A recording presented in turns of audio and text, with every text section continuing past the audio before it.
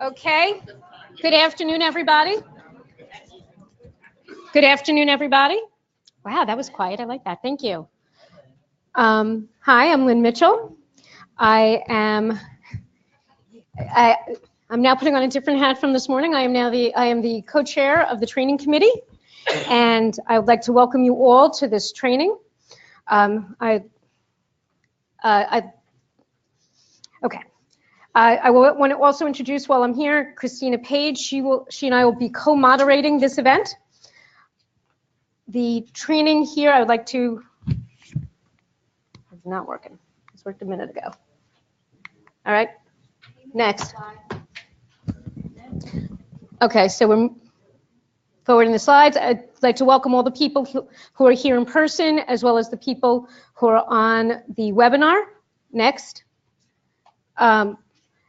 We have applied for 3 credits to the board for this training. They have not been approved yet.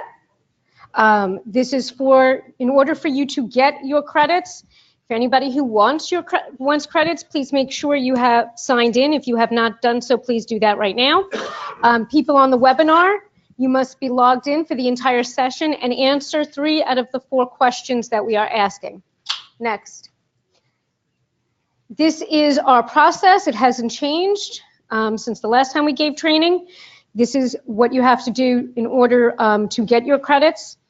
Next. But since the board has not approved, you have to wait for the board to approve these credits for you to apply for them, for us to give them to you. Next. So our quiz questions will show up like this. For people on the webinar, you have to answer the questions. We'll show you how it's done now. Is the temperature outside below 30 degrees? We will give people on the webinar 60 seconds to answer this question, and then we will show the answer. Next slide. Which it is not. So that's as simple as that. Either myself or Christina will step up and interrupt the presentation to ask the questions, and we will talk to you for 60 seconds until that time is done. Next slide. Some important reminders. Although I know you've all been here and you all know what to do, we would appreciate that you turn your phones off. We will appreciate if you take any phone call that you must take outside so that it doesn't interrupt everybody. And most importantly, we will be asking questions at the end of everybody's presentation. So please wait until the end of the presentation to ask your questions. Wait until the microphone is handed to you before you start speaking. And please say your name so that everybody knows who you are. It's important that you wait for the microphone because the people on the webinar will not be able to hear you if you don't do that. Next. Please remember to sign in and out for your credit and to fill out the evaluation form. And now I will hand over the microphone to Bill.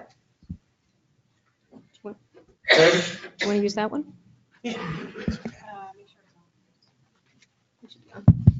Does that work? There you go. Yeah, it's working. I don't know why it didn't for me. All right, give it a shot. All right, everyone. Good afternoon. I'm Bill Cole. I'm representing the LSRPA Association of, I don't know, Karen Barnes is, what do we have, 750, 700, some odd members? Just over 700. So we've got about 2/3 of the LSRPs in the state in the organization. If you are an LSRP, it's a good way to kind of keep your pulse on the finger on the pulse of what's going on. Oop. Did I just turn it off? There we go. Big thanks to our sponsors. They help us fund pretty much most of what we do. Also, you know, things like today with the refreshments and whatnot.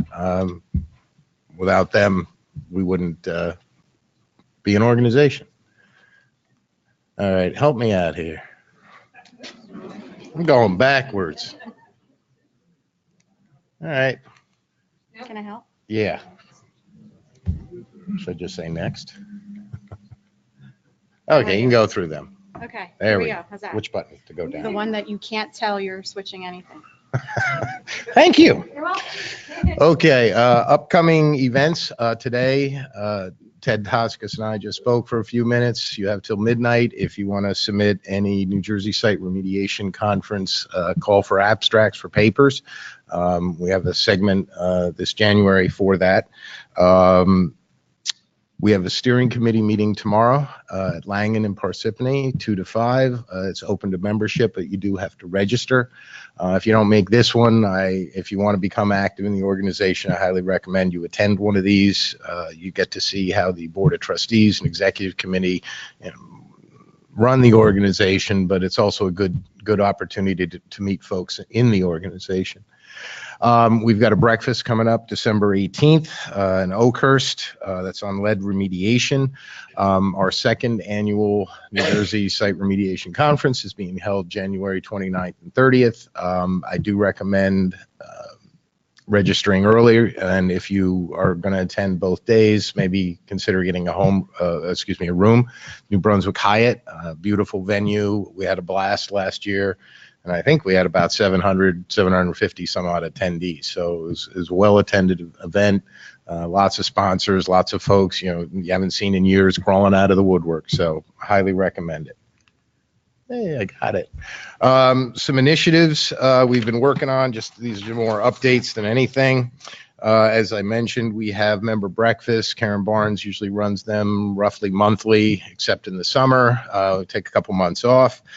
Our organization participated in the NRD task force. Karen, Mark Petruka, I think Mark Fisher. I was there for the first meeting. So we wanted to keep tabs on what's going on with that, especially considering the recent 2 rounds of lawsuits from the state. Also, John Scagnelli from our organization's leading up our participation in the Environmental Justice Task Force. There was supposed to be a guidance. I don't think it's out yet. I'm not quite sure where it stands, but that is coming. Also, stakeholder in the upcoming SARA 2.0 revisions with Senator Smith. Our members of our executive committee have met with the senator and other stakeholders. So we want to, again, try and participate in that process. A couple other things I've mentioned before, if you've been to these events, the LSRPA has a dispute resolution. I don't want to call it a service because it's a bunch of private LSRPs. So if there's LSRPs that are running in, you're kind of banging heads with other LSRPs, before you go the legal route or down the nasty road, sometimes you can get a third-party LSRP and kind of mediate your dispute. There's also a sounding board, especially for your smaller firms. Maybe it's only 1 or 2 or 3 LSRPs. You need to bounce an idea, technical approach, situations you're having on projects. Questions are submitted confidentially. A small group, about a half dozen of our LSRPs and legal members will kind of do an email chain, come to a consensus on opinion, and then someone will call the inquirer back and relate our opinion. It's not in writing. It's not meant to be used in a report or to rely on. It's just kind of a reality check. But I'd suggest taking advantage of it if you have any technical questions you're running into. Keith Gagnon, about a year or 2 back, came up with a continuing ed spreadsheet tracking tool. We probably all have our own versions of it, but if you need it, it's up on our website. We are also on social media. I'm a dinosaur. I don't really use any of these except for LinkedIn, but the organization does have a presence on Twitter, Facebook, and LinkedIn. So feel free to join the group. You get admitted or accepted and see what's going on. We have several committees. I'm a co-chair of the Continuing Ed Committee. I used to be a co-chair of the Risk Management Committee. You learn a lot in these committees. Definitely, if you're in the organization, I'd suggest getting active and getting involved. We always need volunteers. That's it. Thank you. Okay, thank you, Bill. Warm thank you to the LSRPA for sponsoring us today. Our first speaker is Judy. She's going to talk about the rule adoption document and updates to the rules.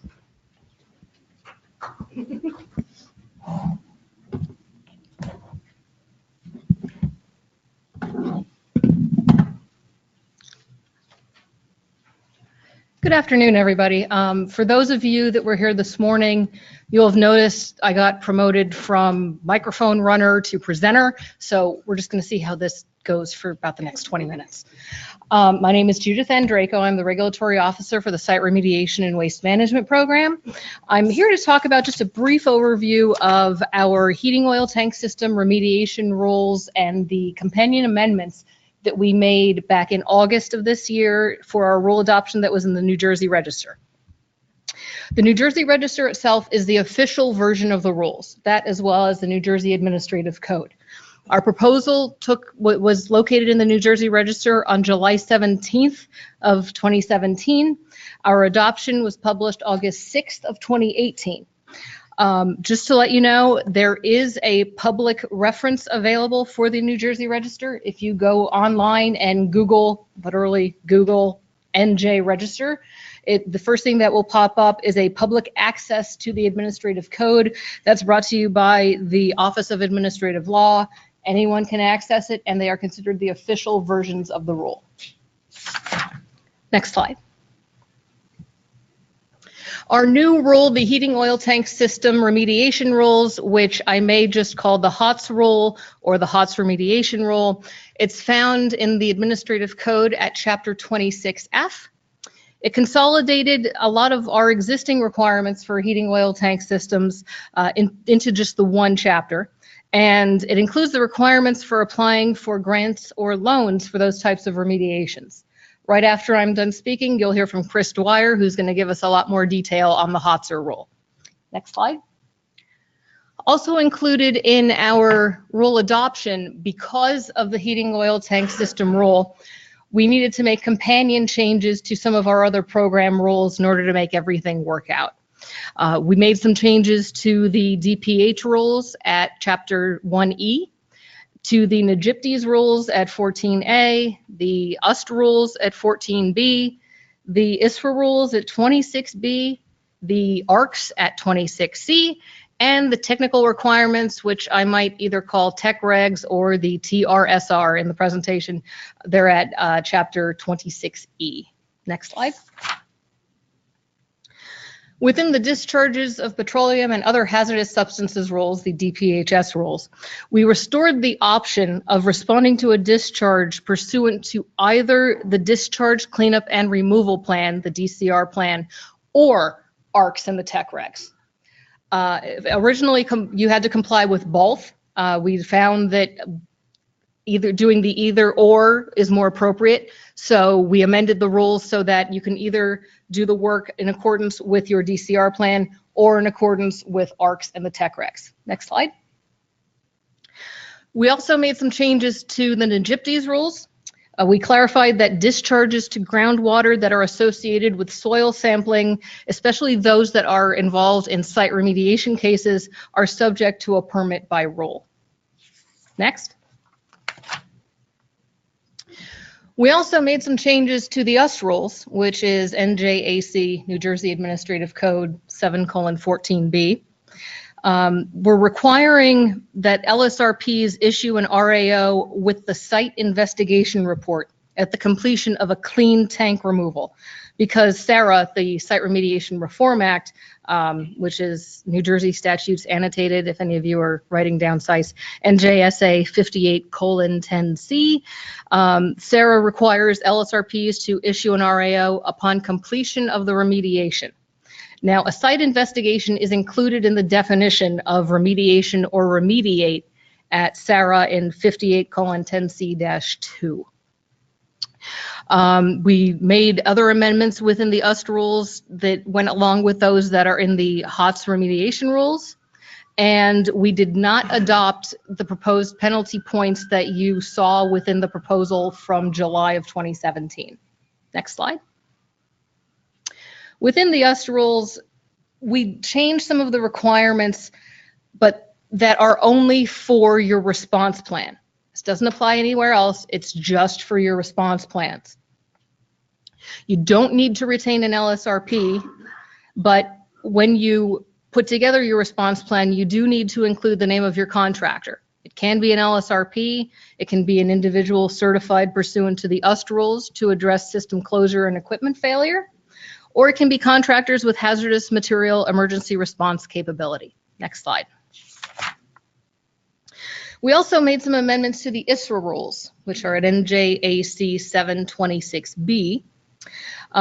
We state now that an owner or operator is supposed to establish a remediation funding source within 14 days of the department receipt of the remedial action work plan that's certified by an LSRP.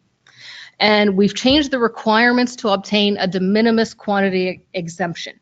Now, these exemption requirements are located at NJAC 726B-5.9B, where the owner or operator can obtain a de minimis quantity exemption if they meet 4 criteria. It used to have 4 criteria. There was a case that was ruled on by the appellate division, which basically stated that the state cannot ask a property owner to certify how much contamination is on their property. So we had to take that requirement out. So that 4th requirement that was in the rule is no longer there.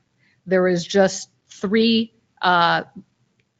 requirements to get a de minimis quantity exemption, and all 3 must be met.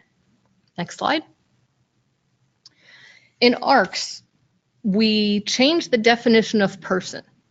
We proposed this in 2017. We received a lot of comments on it during the public comment period.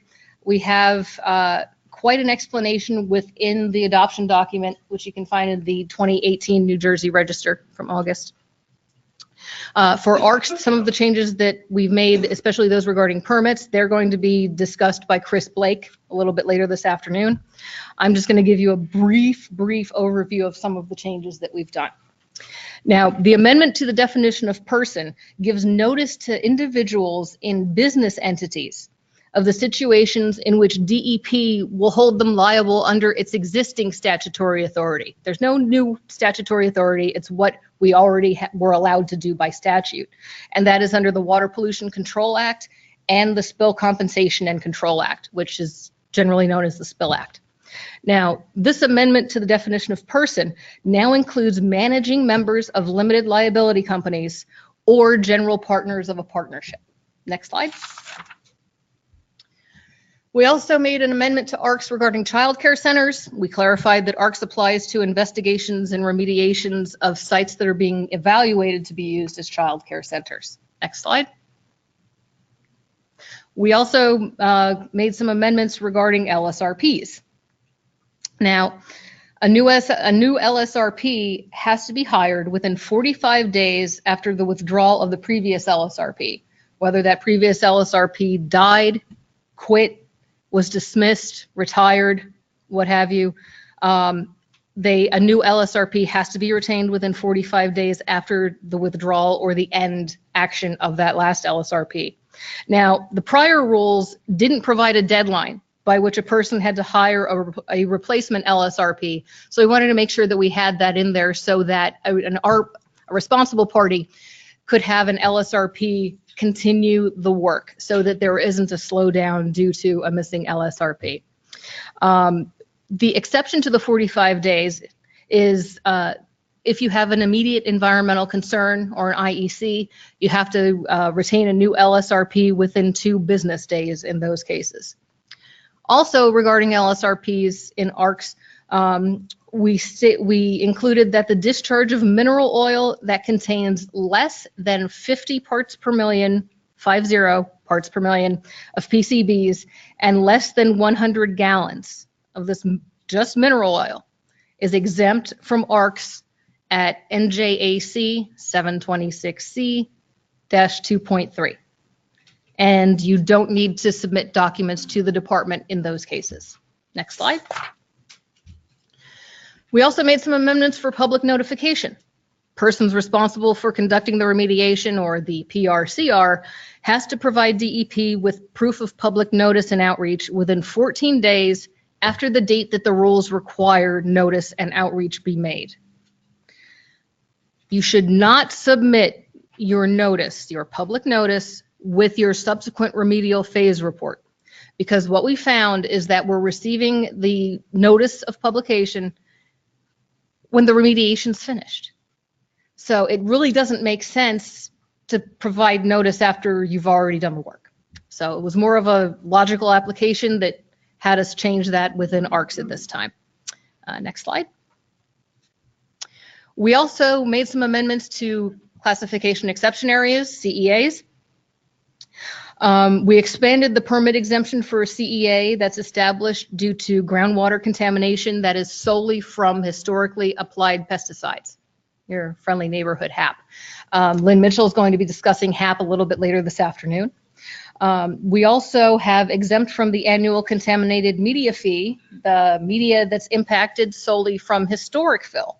Nothing else, just historic fill alone, once the source of the contamination is confirmed as historic fill. Next slide. In ARRCS, we also decreased some penalty amounts that you'll see in ARRCS at 726C-9.5. Within that table, there were some penalties that came to be about $15,000. They were flat penalty fees. What we did was we amended many of those to be in a step format for $5,000 for a first offense, $10,000 for a second offense, and at the most it would be a $20,000 maximum penalty. Now those specific penalty amounts are consistent with the penalty cap or our limitation that we have pursuant to the Water Pollution Control Act. So we're now within the statutory limits of the penalty assessments. Next slide. As for cost recovery, we added additional language in ARRCS where DEP can actually go through an administrative procedure as well as a superior court action for cost recovery. In the prior rules, it only allowed us to go through the superior court filing a formal court action in order to recover cost fees. But now we're going to have another option available, which is through the administrative process, which is similar to when we have our no CAPAs and other administrative orders. It also includes an adjudicatory process. We've included that in the rule. So basically, your responsible parties would still have right to a hearing, right to contest the usual administrative issues and rights that you would have for other rules. Next slide. In ARRCS, we also made a couple changes to the appendices. Like I said before, Chris Blake is going to be talking about ARRCS a little bit more. We amended Appendix B of the model deed notice to allow a person to temporarily disturb an engineering control without having to modify the deed notice or applying for a permit modification. Neither of those are required as long as the engineering control is restored to its originally protective state within 60 days, 60 days after the initiation of the alteration. We also made an amendment to Appendix D, the model RAO, to include additional notices and also to specify the requirements for decommissioning wells. Next slide. When it comes to timeframes in ARRCS, the prior rule did not include remediation timeframes for pre-Site Remediation Reform Act discharges. Instead, the department relied exclusively on the statutory language. What we did in this case was we took that statutory language and we codified it within our rules so that now our rules specifically and expressly state the statutory timeframes. Next slide. We also made some amendments to financial assurance in ARRCS. We're required to release financial assurance when we've modified an RAP to reflect the determination by an LSRP that the remedy is protective of public health and safety in the environment without the use of an engineering control. Next slide. And we also made some amendments to the technical requirements. Specifically regarding the ecological evaluation requirements or eco evaluation requirements. If you have a discharge from an underground storage tank or that stores heating oil specifically for on-site consumption of a 1 to 4 family residential building, those particular instances are exempt from doing an eco evaluation and the requirements there too. Next slide. Also in the tech regs, we clarified that immediate environmental concern requirements apply to both LSRPs and subsurface evaluators, which is consistent with our new HOTS rule at Chapter 726F. And we also updated quality assurance and quality control requirements for sampling. Next slide. We also made amendments for environmentally sensitive natural resources, or ESNRs. In cases where you do have an ESNR, an RA has to be implemented if the concentration of the contaminant exceeds the eco risk-based remediation goal approved by DEP. Next slide. With regard to the notice requirements that are within the tech regs, notice is going to be required prior to implementing your RAW. And the main reason that we've made this change is because we don't want to see a stoppage of work between the notice and the implementation.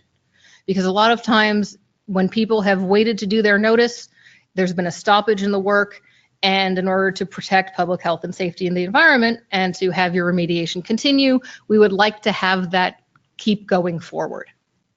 Next slide.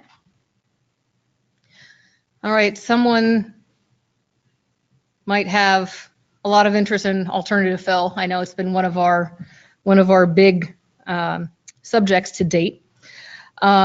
With the changes that we made in the tech requirements for alternative fill, any volume of alternative fill brought into the site must still comply with like on like and the 75th percentile, as was in the prior rule.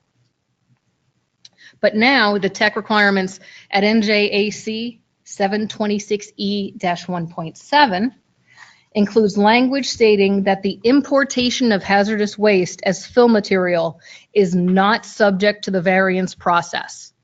And that's the variance process that is, you can find it in the rules at NJAC 726E-1.7. Next slide.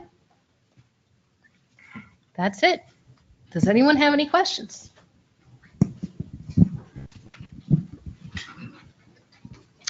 Wonderful. Maybe they'll keep me on for the next one. Is there anything on the webinar? Sorry, Chris. Sorry. Okay. We're talking about sound. Sound is fine. Okay. Carrie, how do you get copies of the presentation? They will be posted online after this presentation is completed. You'll get to hear the audio as well as copies of the actual presentation. Regarding ARRCS, this is a question for you. Exemption for mineral oil spills of less than 50 parts per million PCBs. How is the 90-day remediation completion clause interpreted? It takes 91 days or 200 days? Actually, I'm going to defer to Chris Dwyer on that one. Okay, we will get back to you on that question, Kevin. We will email you a response to that. Is there any other questions? Okay. All right. Thank you very much. Okay, I will now like to introduce Chris Dwyer, who will be talking about the HOTS rule.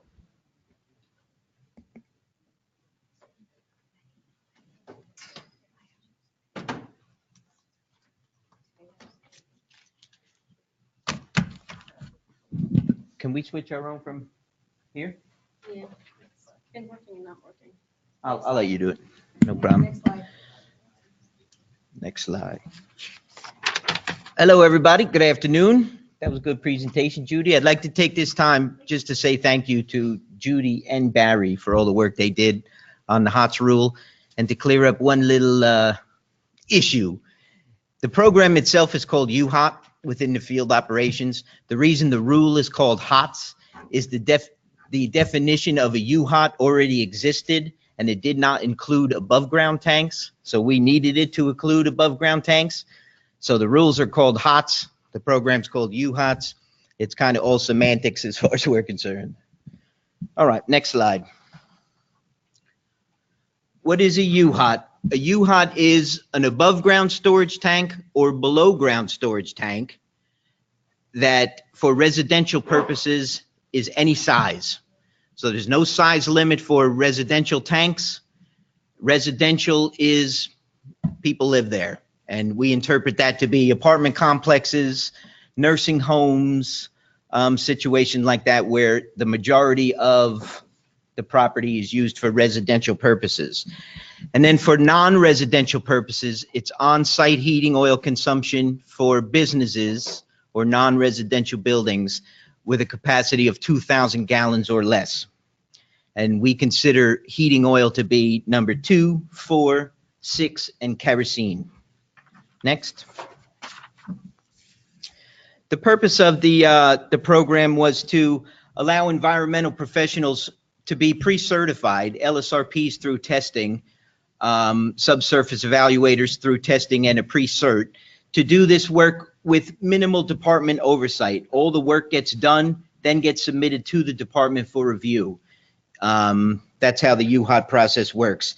It lets the DEP case managers work on other cases while the UHOT staff works on these cases. It was intended to, really quicken the pace of real estate transactions, which it has done. My office is pretty efficient as far as getting these documents out and allowing things to move forward. And like I said before, it allows other case managers to not deal with these UHOT cases and to deal with more higher risk cases. Next slide. For the purposes of this rule, environmental professionals are either an LSRP or a subsurface evaluator. It's really, other than doing some due diligence work, this is really the only niche left for subsurface evaluators. So if you are a subsurface evaluator, we are presently in the process of redoing the test. So there is no test at this particular point. So do not allow your subsurface evaluator certification to expire, because at this point there's no way to get it back. Next slide, please. The UHOT program produces NFAs. We're the last group left that NFAs cases when they're done. So the DEP issues an NFA letter whether the cleanup is done by an LSRP or a subsurface evaluator, with a couple exceptions. An LSRP can issue a response action outcome when they're doing their cleanup. This UHOT tank is part of multi AOCs on the property. They're looking to get rid of this to get the cost down, the billing down. They can write an RAO for that AOC. They're going to do the rest of the AOCs at some other point. Or the other two reasons they can write an RAO is if they're doing a whole entire site RAO, or if the site is an ISRA site. Otherwise, if an LSRP does the work, they present it to the department for no further action. Next slide. Some of the common administrative errors that my group sees is incorrect addresses or blocks and lots. Street addresses, just make sure when you're submitting the UHOT form that this information is correct. If it takes time to find out what the correct block and lot is, or a lot of times the actual physical location of the property is not the mailing address. A lot of times it's a different town. So make sure that you're submitting the correct information to us. That speeds things up. Missing or incorrect case numbers. Make sure you're using the right case number. Make sure it has a case number. A submittal can't be made without a case number, because UHOT does not deal with things that do not discharge. So if the tank didn't have a leak, it's handled by the locals. It's not a UHOT situation. So it needs to have discharged. If it discharged, it needs to have a case number. And or something's missing. Usually it's the check. There's a $400 review fee for UHOT submittals. What you will get is, if there's any of these problems with the package when it comes in, it won't come to my group. The initial packages come into Bureau of Case Assignment and Initial Notice. They will weed it out from there. Say you're missing your check or you're missing a report, you'll get a notice of deficiency from them. They'll set up the computer program in NGEMS, but there'll be a notice of deficiency until you correct that, and then it will come over to my group. Next slide, please. The UHOT group and the field office. I'm also in charge of the field staff. as well as the UHOT inspectors or reviewers.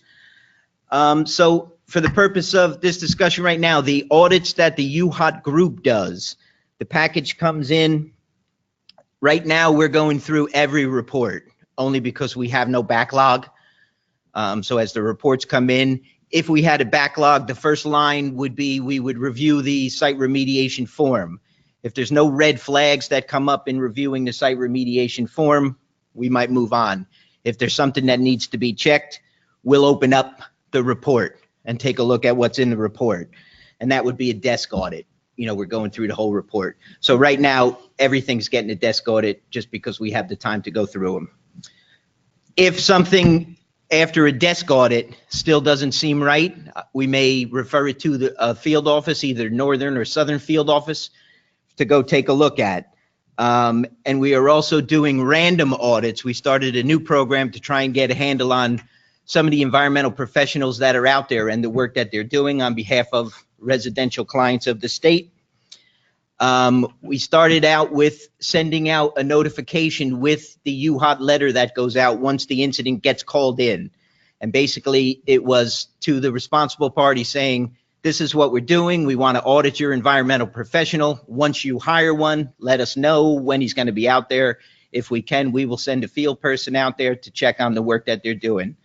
We did not get a big response doing that route. So what we do now is when the incidents are called in, every week, one of my field people goes through all those incidents.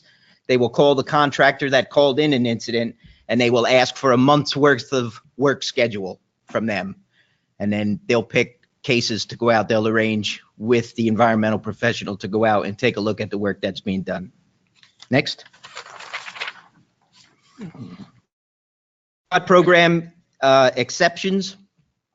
Nothing really gets out of the UHOT program. So if you're looking at anything old where the guidance said it used to be if contamination went from one site to another, it was kicked out of UHOT. There aren't really many things that kick you out of UHOT anymore, but there are a few things that have to be dealt with before you come through the UHOT process. Excuse me. So if you have an IEC condition, vapor or potable well or direct contact issues, you need to deal with them prior to coming through the UHOT process. So once they're dealt with, you no longer have that problem, then you will you'll come through the UHOT program. Some other cases, if they were already assigned to the field office or during the audit process, the case was so complicated that a field office person had to be more involved than they usually are in the audit process. So that may stay with the field office once it comes in, because they have the most working knowledge of that case, and it just makes more sense. And the only other exception is spills of less than 100 gallons, surface spills of less than 100 gallons. So spill happened while you were hooked up to the tank, or it was an above ground tank that released spill. So it would be called into the hotline, the same process, but the hotline would refer it to, or a case assignment section would refer it to the local health department. The department administratively closes those case numbers and we're done. The only way they come back to us is if the county calls us back and says, you know, this wasn't 100 gallons, you know, this was, 10,000 gallon tank and, it lost all of its context. So it can be referred back to us in those cases, and then it would go through. Next slide, please. All right, all of that, and we finally get to the new rules. So the HOTS rules, next slide, please. Part of the reasoning for putting together these rules was to consolidate all the rules in one place, as Judy had said. And we were looking to avoid, if we could, situations like this, where you have contamination underneath people's houses. A lot of times it goes down to the water table and then follows the water table. So you're digging, a great distance just to get to that interface, right above the water table. There's been a lot of, so the rules were kind of prescriptive when they were put together, to avoid, if we could, situations like this. And it's not just the rules, it's a combination of everything else the department has provided up to this point. All the tools within your tool bag. It's all the guidance, before. It's not a situation where we want you or expect you to go out there and just start digging up half the state. Get some data. Maybe you don't have to dig. Maybe the guidance and the regulations that are out there now allows you to use some other method, compliance averaging, maybe you don't have to dig.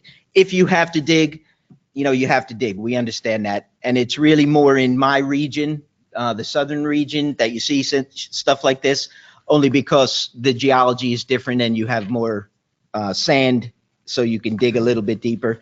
Next slide. So it was really just to kind of avoid situations like this if we could. Next slide, please. So as Judy had mentioned, the rules were published August 6, 2018. So any cleanups done after that should be done pursuant to NJAC 26F. There's a little bit of a break-in period. We'll work with you, for stuff that, was kind of on the cusp and really didn't get done as per these rules. We'll work with you on that. Just contact us if you have an issue. And it contains all the administrative and technical requirements for HOTS. So how the cleanup of heating oil tank systems gets done is 26F from now on. Next slide, please. What's different about these rules than other rules the department has put out before is these rules are very prescriptive. We got a lot of comments in relation to that, and that was done on purpose. And the reason for it was for consistency. We want the same outcome to be done no matter who's doing the cleanup. One, it makes things easier from a review standpoint, and two, it makes things easier for the people you're doing the cleanup for.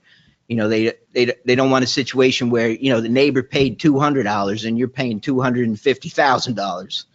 So you're all following the same rules. It focuses on more timely and less costly cleanups, keeping in mind that it's in conjunction with the use of these rules with all the other guidance that the department has provided that would make these things less costly and quicker. And it includes all the detailed sampling and analytical requirements and EPH sampling criterion within 26F. So you don't have to jump all around. Next slide, please. Okay. So this is our first test your knowledge question. I hope everybody online is paying attention. The question is, what is different about the HOTS remediation rules? Is it A, less prescriptive? B, does it focus on more timely and cost-effective remediation? C, includes detailed sampling and analytical requirements, EPH soil remediation criteria. D, answers B and C, or E, none of the above. So let's go for everybody in the room while we're wasting some time here. Who thinks it's A? That's good. B? C? How about D? Okay, and anybody say E? All right, so I have I'm starting over if anybody said E. So. I have a few seconds that I now have to talk while the people online are answering the question, and I want to say thank you to Kathleen Kunz for all of her time on the training committee, and we are so sad that you are going to be leaving us so soon. But thank you for all of your hard work and everything you have done.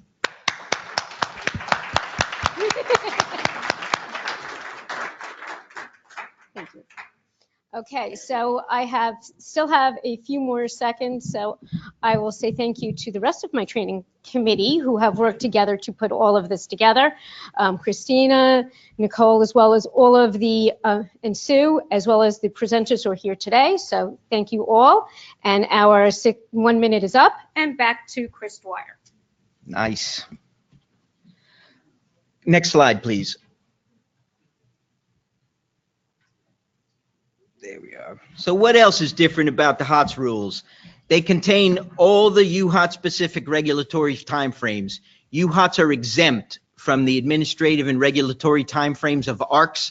What we get out of ARRCS is our ability to charge fees for the review. The only real time frame within HOTS is dealing with free product.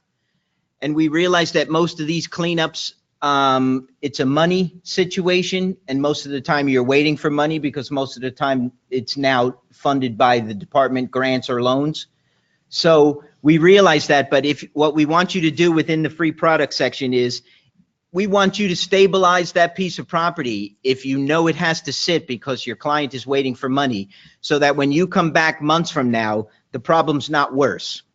So if you have, you know, massive soil product in the soil, deal with it as best you can, you know, with the resources you have at your disposal at that time. If it's a groundwater issue where you see, you know, massive amounts of free product once the tank comes out, you know, deal with that and stabilize that property as best you can with the resources that are available at the time, so it's not more of a problem. These new rules contain the specific sampling requirements for both soil and groundwater. They're not really that much different. They're a little bit more prescriptive in how many samples you're taking. It's no longer, you could possibly get away with 2 samples if the perimeter of the excavation was 20 feet or less. Now you're taking 5 samples. You're taking 1 bottom and 4 sidewall, you know, 2 ends. So 4 sidewalls and a bottom sample for a total of 5. Unless, you know, the cleanup's bigger, and then you might have to take more samples pursuant to, you know, how much more area you excavated. There's a little bit more data that's required in the new rules to be submitted if you are applying for a grant or a loan.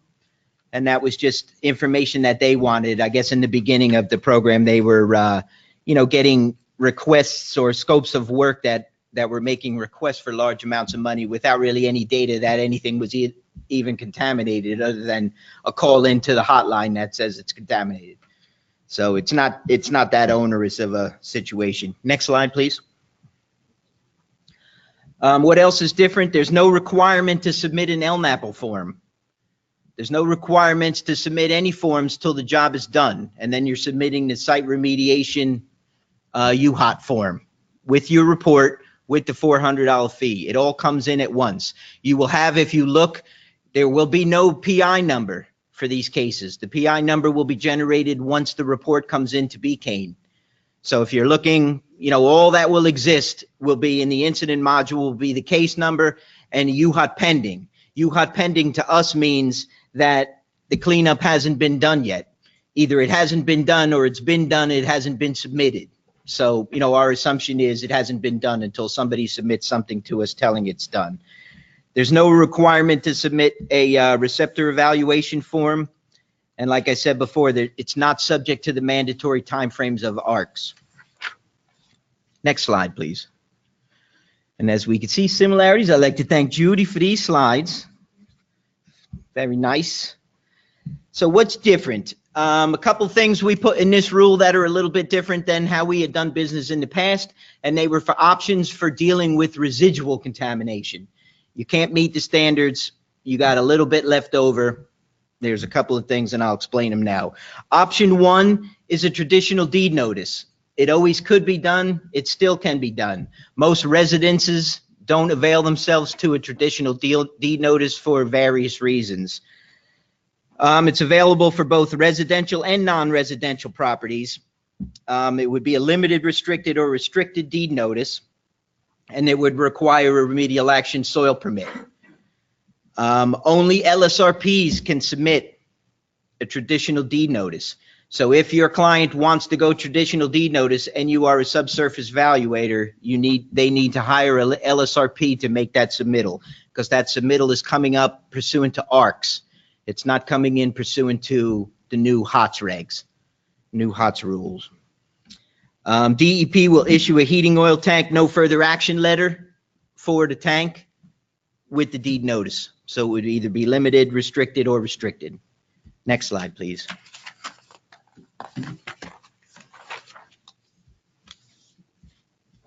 Option number 2, we lovingly refer to as deed notice light. It's only available for residential properties, and it will allow you to leave up to 15 cubic yards of contaminated soil underneath the building. The restrictions on that is there can't be any receptors, it can't be a vapor problem, it can't be a groundwater problem. So it's basically, you know, in the soil, it's underneath the building, it's technically impracticable to get out. It's not a threat to public health or the environment, so it can remain underneath the building. I'm sorry, I screwed that up. My bad. Rewind that. Deed notice light. It's a pared down version of a regular deed notice.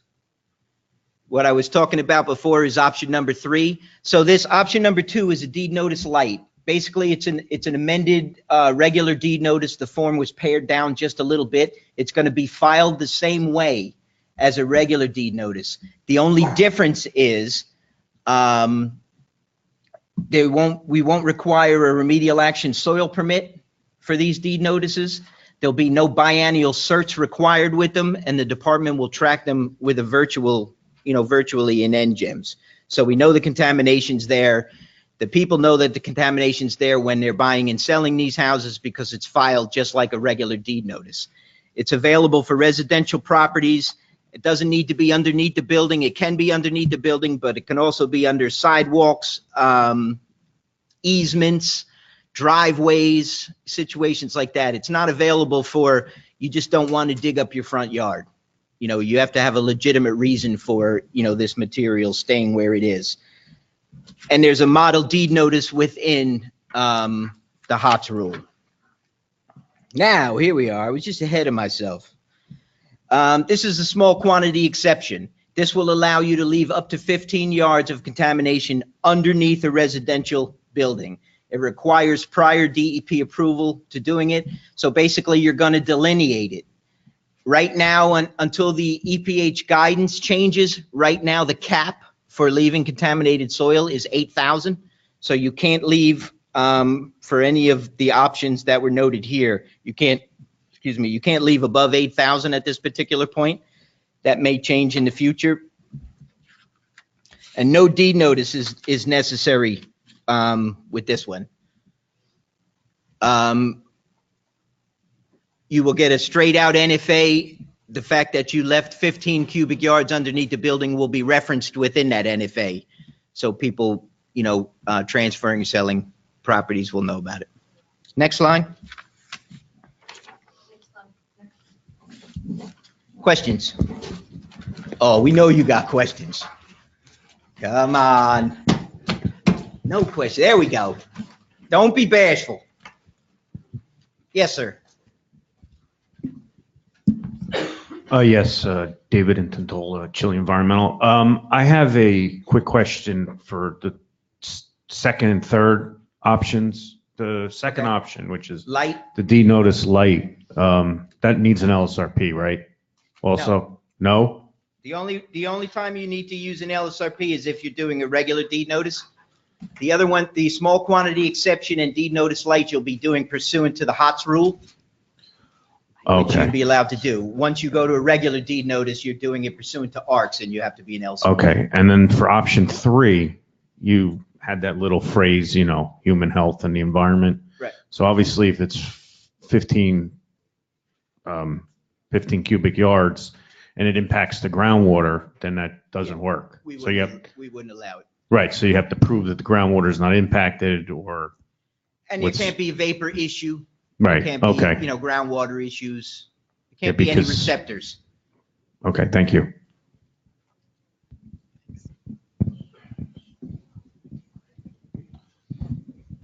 Greg Beckman, DEP. I just wanted to state that you mentioned it before, but the delineation has to be complete, correct? For the deed notice light. Yes, you would have to have your delineation done for everything. If you're doing small quantity, you would have to have your delineation so you could tell us that it's less than 15 yards. For doing a deed notice light or a regular deed notice, you would have to have your delineation, pursued just so you know how much you're deed noticing. One thing, that was a good question, Greg. One thing that I forgot to mention, and Greg reminded me, is if you're going to avail yourself of compliance averaging, you also have to delineate it. If you have a sample that's 7,400, it's above 5,100, you do your contingencies are fine. You're going to go out, in each direction, north, south, east, and west, and vertical below that sample, and you're going to show us that this is kind of an anomaly, and it's not a problem moving out in either direction, horizontally or vertically, and then you're going to compliance average it. If they come back below 5,100 and your contingencies are good, you could submit that to the department for you NFA consideration. But delineation is always required in most of these things. Any more questions in the room? Okay, we have a couple of questions on the webinar. The first question is from Vince Papalardo. He has a hydraulic spill of less than 50 gallons. It was called into the department and deferred to the local level. The owner was directed to do the cleanup and keep the records. So does the exemption for mineral oil also apply to other oils, and what constitutes a deferral to the local authorities? Well, it's not a UHOT question, but Right, that isn't a UHOT my question. opinion would be that mineral oil was specifically exempted, so I would say it probably does not include hydraulic oil, Okay, but it's certainly, it's not, right, it's not a UHOT, no, it isn't. unless you're using hydraulic oil for heating purposes, at which point we got issues. Excuse me, The rule is more broad. what rule is more broad? The rule that, the exemption that we're referring to identifies petroleum spills, not simply mineral oil spills.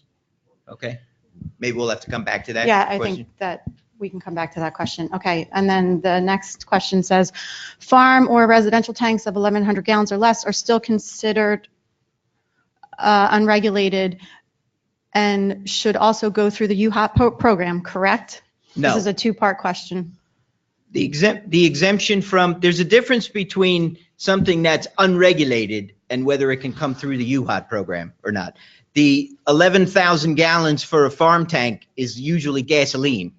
It's not a heating oil. It doesn't come through the UHOT process. It would need, it's exempt from the reporting registration requirements, but it's not a UHOT applicable. Okay, and then there's a Situation. clarification underneath that says farms or residential tanks of 1,100 gallons for storing motor fuel for non-commercial purposes.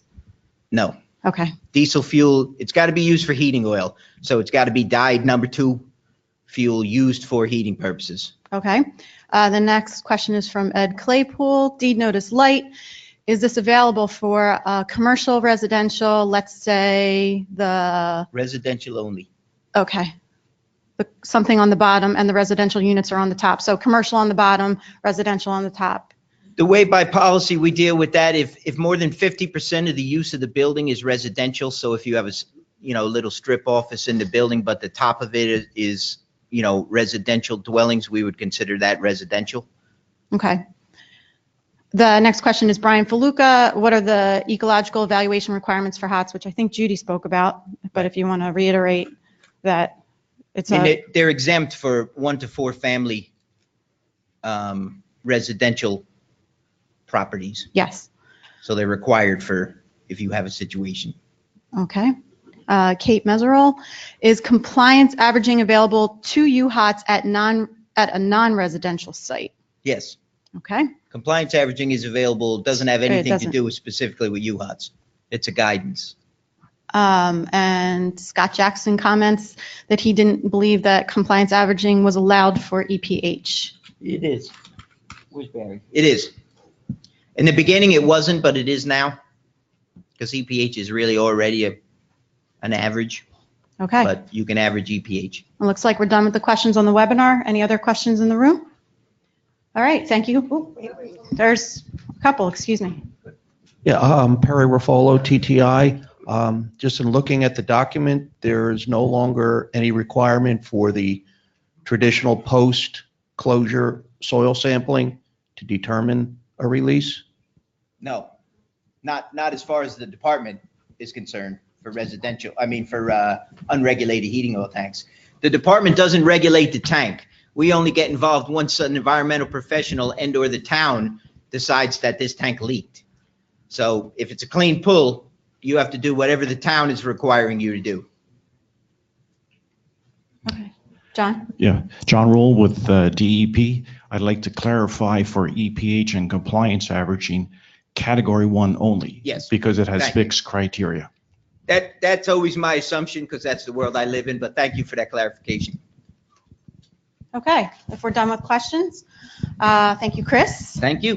UHOT is the most important program in site Yeah. remediation, according to you. Now you're coming around. Mhm. Our next speaker is Chris Blake. He's with Remedial Action Permitting, and he's going to talk about the ARRCS rule and how they affect the remedial action permit process. All right, thank you. You're welcome. Thanks, Chris and Judy. That was great. So we have some real changes for the remedial action permitting rules. Next slide. Okay. So we'll start with the parcel subdivisions. This is a new rule. This is in the application section, 7.5E. So you have a site that has a soil permit that's going, as a soil permit, it's going to be subdivided 30 days after that subdivision has been approved.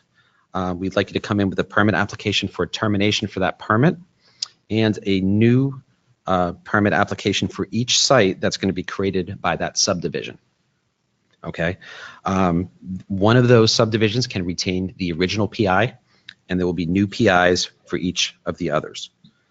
There is a situation that came about where a modification is acceptable.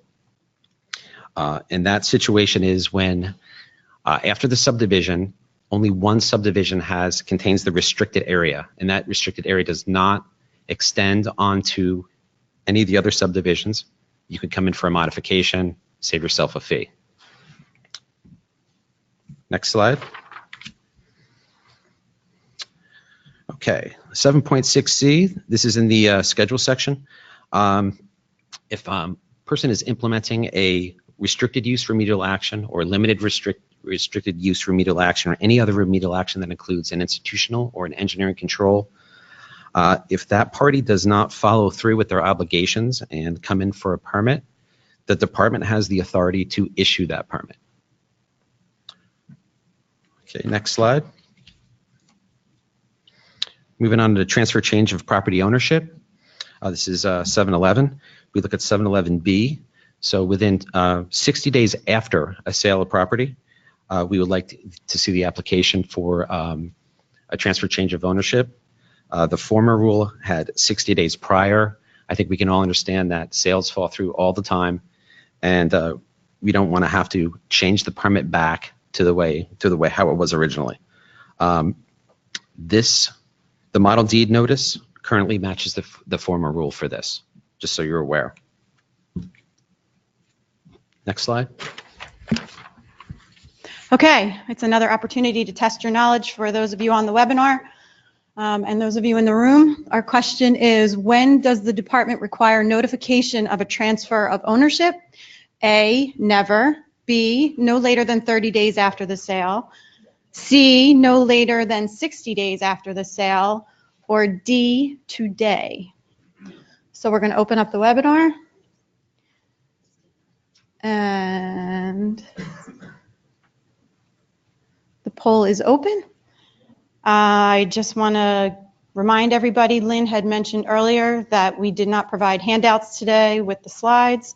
That will be on the training website, on the site remediation, on the training page on the site remediation website. So you can get that information there after today. Also, the webinar will be posted. And now we're going to wait another 30 or so seconds.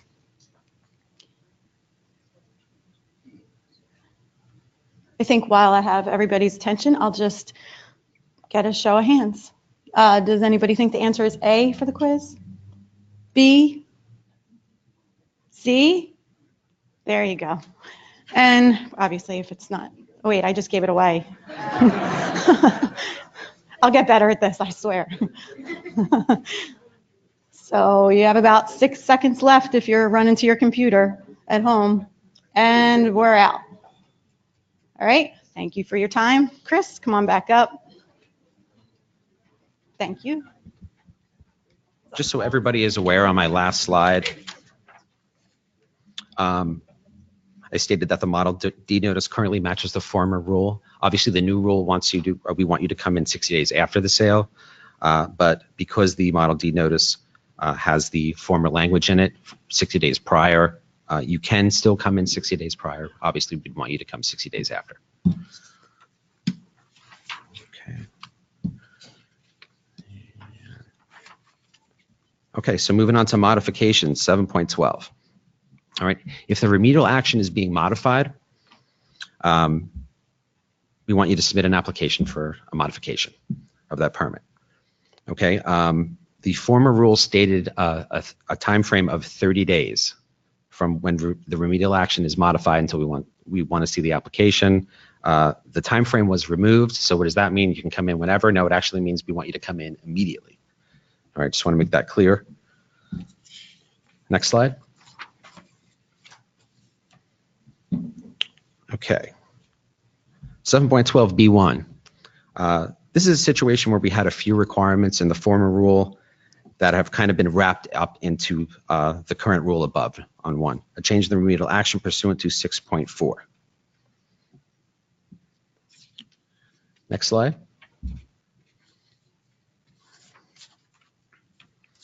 All right. 7.12B2. This requirement has to do with deed notice, where there's a modification to the engineering or institutional controls, and it affects the exhibits in that deed notice. It's really not a lot different from the former rule. The wording is a little bit different, but there's really no change. Next slide. Okay. 7.12B3. This rule has not changed. It's just been relocated. So a permittee that changes its address, you have to come in for a modification, a permit. Next slide. Okay. This is the requirement that has been removed. It has to do with when a municipality revises its parcel designations. I'm sure all of you can appreciate, those who do a lot of work in Jersey City, where the parcel designations are changing probably by the hour, and nobody can keep up with them. So you don't have to do a modification of your permit. You can tell us about the designation changes in your next upcoming protectiveness certification. Next slide. And last but not least, the model deed notice. Judy mentioned this a little bit before. The current rule in the model deed notice is if there's a temporary alteration or improvement or disturbance to the engineering control, you can just let us know about it in the next protectiveness certification that's due. The former rule had you calling the hotline, and obviously there's a lot of permits out there that still have the old language in there. Obviously, you can still call the hotline. We still will receive a incident report. So either way, but you don't have to. You can just report on it in your next BICERT. Next slide. Questions?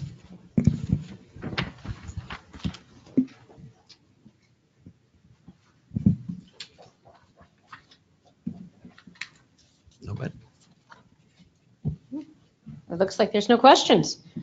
No questions online, nothing in the room. So we will thank Chris for his presentation. And we're now going to take a 10-minute break. So, because I know there's a lot that we'll discuss now, and we'll see you back here in about 10 minutes. Hang on, mine is not on. Wait, hold on. I'm just going to, this is not working. This is down.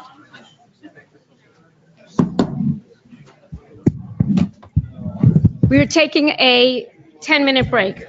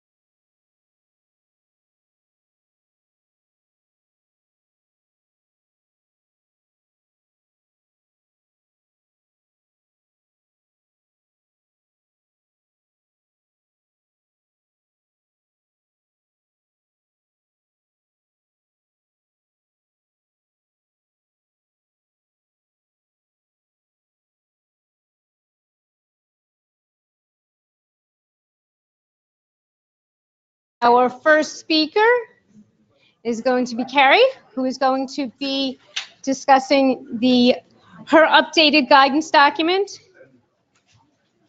And I'm waiting for the slides to come up. There we go. So Carrie is going to be discussing the vapor intrusion technical guidance document. Thank you, Lynn. My name is Carrie Compton, and we are now talking about vapor intrusion, which is the migration of volatile organics from the subsurface into overlying buildings. This is an update to the New Jersey's DEP's Vapor Intrusion Technical Guidance Document, VIT. We call it the VIT. Next slide. The DEP's VIT document was updated this year in January from 4.0 to 4.1 and is available on the internet at this address. In the document, we most notably have included a new term, indeterminate VI pathway status, and changes to 2 mitigation checklists, among other things. With respect to Section 1.3's Department of Generated Variances, one department generated variance was added to this section, and a clarification is provided here regarding another one. The new information is with regard to the variance identification form. It's no longer necessary since 2012, you know that. And now it is finally stated in the VIT 4.1. For clarification, knowing regarding the VIT section 1.3 stating that departments no longer utilizes the health department notification levels since all ambient air data are submitted to the Department of Health as stipulated in blah, blah, blah. You know the notification levels were updated in earlier versions. However, based on last week's listserv of the 5th of December, DOH no longer receives, this is up to the minute here, VI data except in 2 scenarios as listed here, education facility and child care center. So please see the recent listserv regarding that. But of course, all results are to be reported to the DEP, Site Remediation Program, and you will use in each document you submit instead to document a variance. Next slide, please. Every building must be investigated because you don't want a kiddie college site. That was a Mercury manufacturing site that went under and years later was developed into a daycare. The point is that you could get audited and flagged for a complete review if you don't investigate and document accordingly every building. Remember, the tech rules do not require vapor intrusion investigation of vacant lands because triggers are specifically tied into existing buildings, unoccupied or not. Vacant lands may prompt you to think of collecting exterior soil gas data. However, exterior soil gas data are more appropriate as a field screening tool or as a supplemental line of evidence in the evaluation of the VI pathway. And future use is addressed via the groundwater CEA and biennial certification. Next slide, please. Trigger distances are applied from the edge of the groundwater plume based on linear extrapolation of the groundwater data, not the monitoring well itself. It's unacceptable to assume the VI pathway is incomplete based on the collection of a groundwater sample at a distance less than the prescribed criterion. Trigger distances are based on the migration of vapors through the vadose, irrespective of the presence of contaminated groundwater within that distance. For example, contaminated well with PCE 100 feet away from a home, if a monitoring well is placed closer and is ND, the investigator must still investigate the home because the trigger distances are based on the migration of vapors through the vadosome.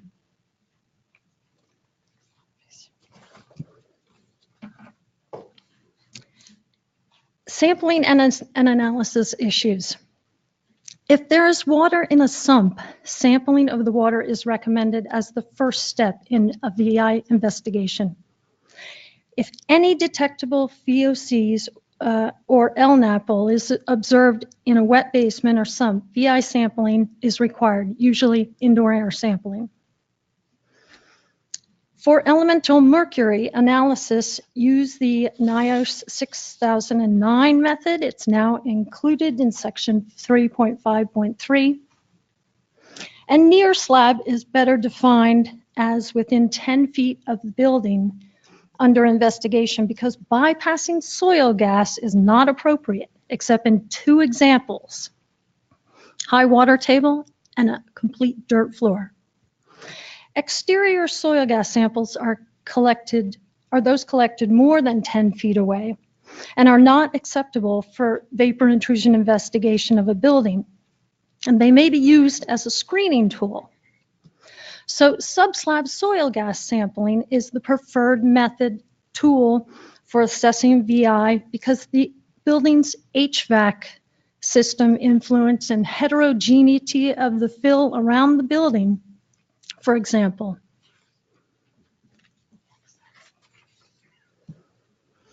remember, the law is on your side to file for legal access. Here is the citation behind filing legal action to obtain access to private properties if access is not granted voluntarily. However, know that obtaining to get access via legal action alone is not proper justification. The simple decision of the responsible party or client to avoid obtaining access via legal action at a building triggering a vapor intrusion investigation is not proper justification to support a variance from completing a receptor evaluation. And this third bullet is a new scenario added to the VIT. On cases with numerous residential properties, with multiple lines of evidence, you may determine that a relatively few remaining number of properties don't warrant further VI investigation, so you don't need to get access. Just document the justification not to access. The VIT guidance now discusses the technical justifications.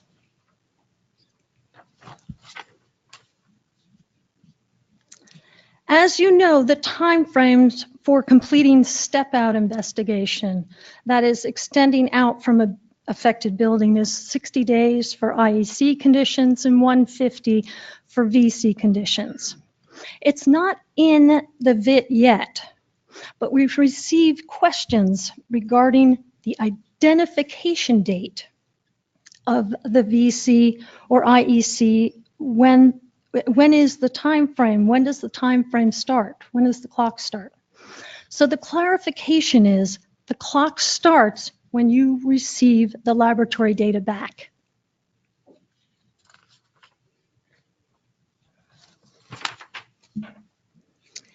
Indeterminate VI pathway status, I have 3 slides, is defined as a situation where the building triggers a vapor intrusion investigation where the completeness of the vapor intrusion pathway is not resolved.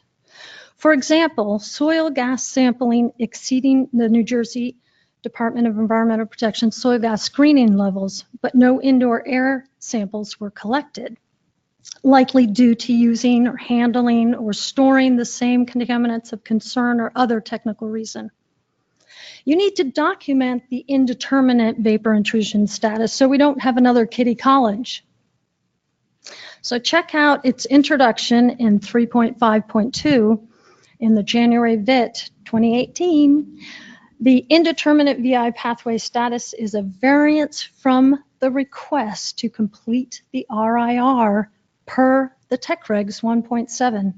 and must be reported in the receptor evaluation, the remedial investigation report, the CEA, the RAR documents, etc. And New Jersey forms are currently being updated for the indeterminate vapor intrusion pathway status wording. For example, the indeterminate VI pathway status is updated on the CEA fact sheet form and instructions. So I'm getting ahead of myself. Next slide, please. We want this language in section 3.5.2 and 3.9, it's the same language, to be used in your report. So use this language.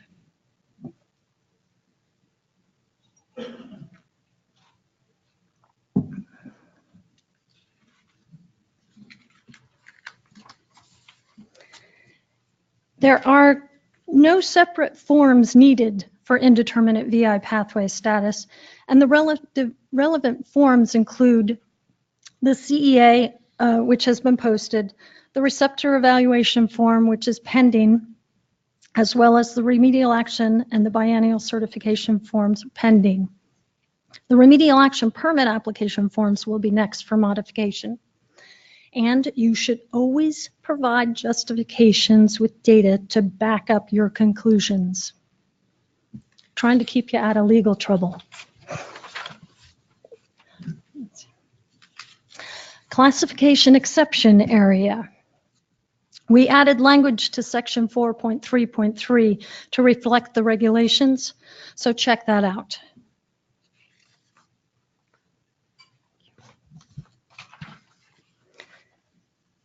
The clarification in section 5.1 is noted here.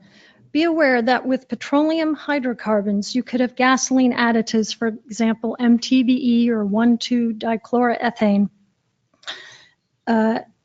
In such cases, you will need to use the 100-foot trigger distances. The 100-foot trigger distances applies if you have these non-petroleum hydrocarbon contaminants of concern.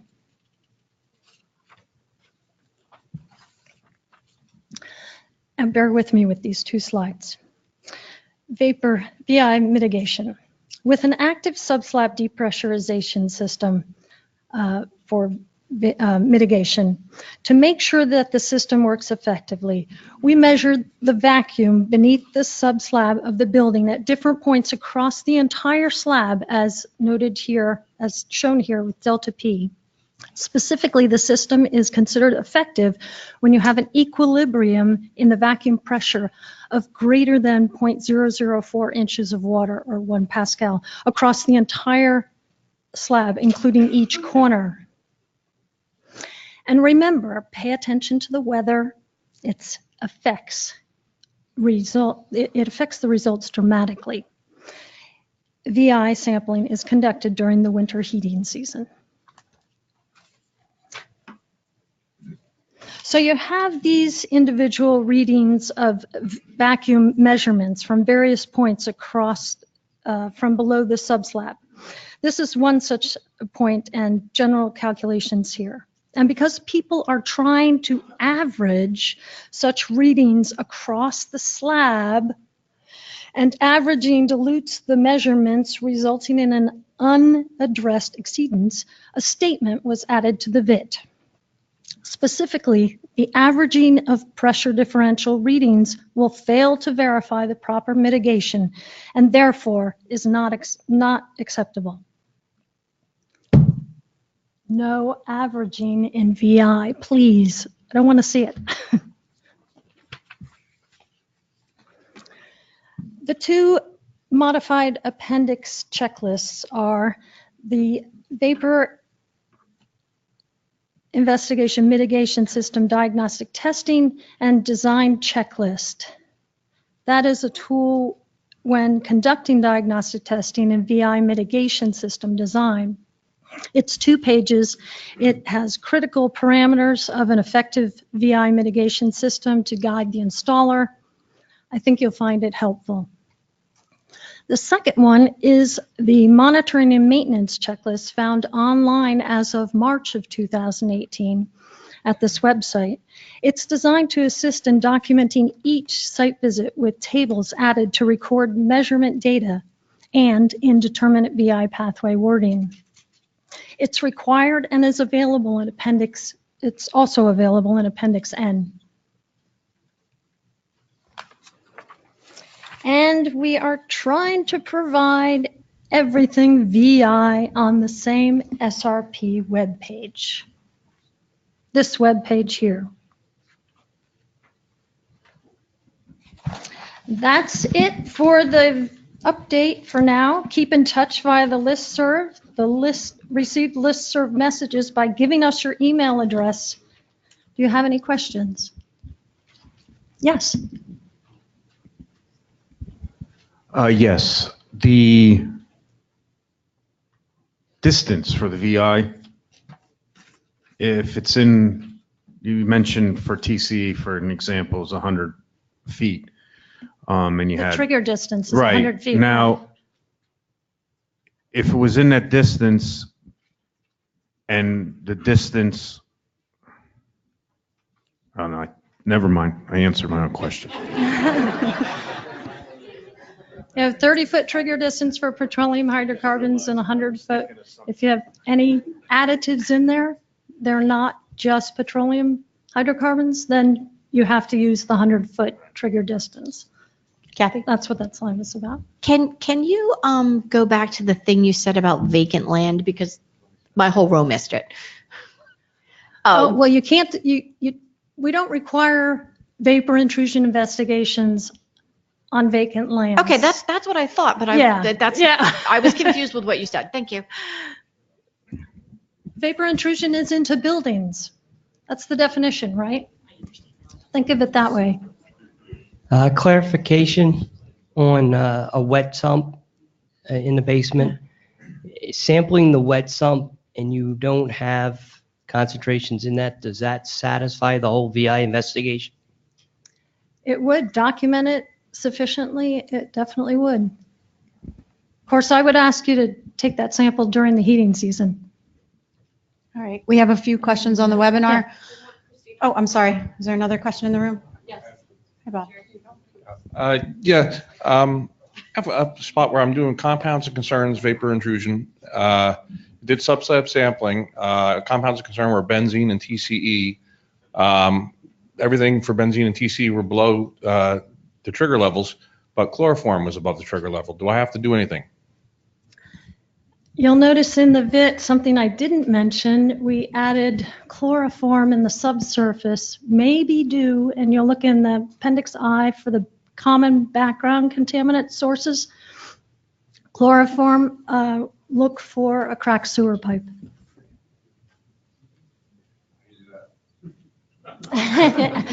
Notify the town. Notify the town.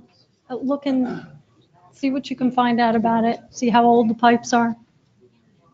It might be your source of chloroform. That's what we've been finding. Hey, Carrie. Jerry Hahn. One thing you might want to mention is... Please. He's one of my experts.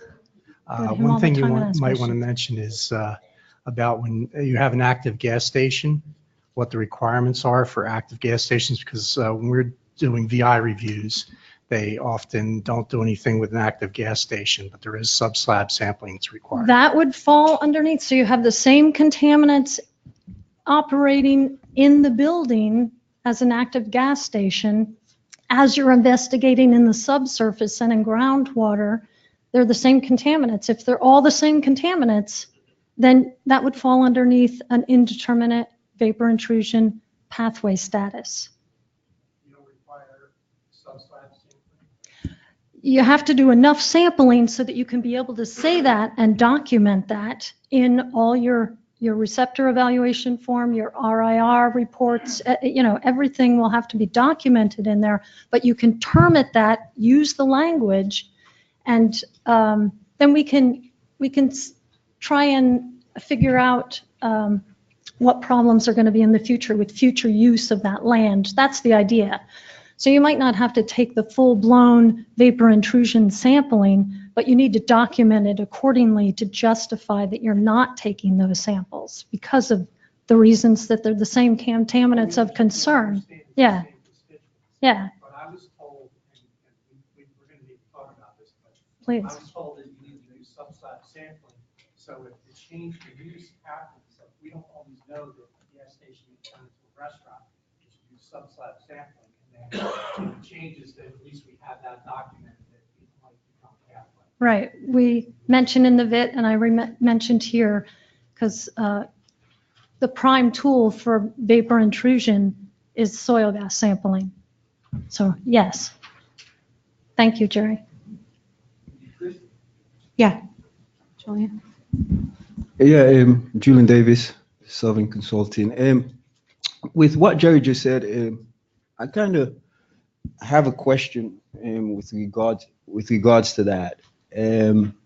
You're saying to go, you have to do the sub-slab sampling at a gas station building, right? And then you get the result and you submit it, and then you follow what's in the VIC. If you don't do that, if you do a presumptive, basically you're saying you can't do a presumptive assumption that I can't do indoor air because I've already got gasoline impacts. You're trying to establish that there's a Give him a pathway mic. potentially that would go to the Okay. inside. Well, Sorry. one of the things that happens that we have available to us that the department is actually instituted is with the notices. Like if we go to an REO with regards to any of those sites, there is wording within there, within the notices that says if the change or the usage of that property or that building occurs, then you have to evaluate VI.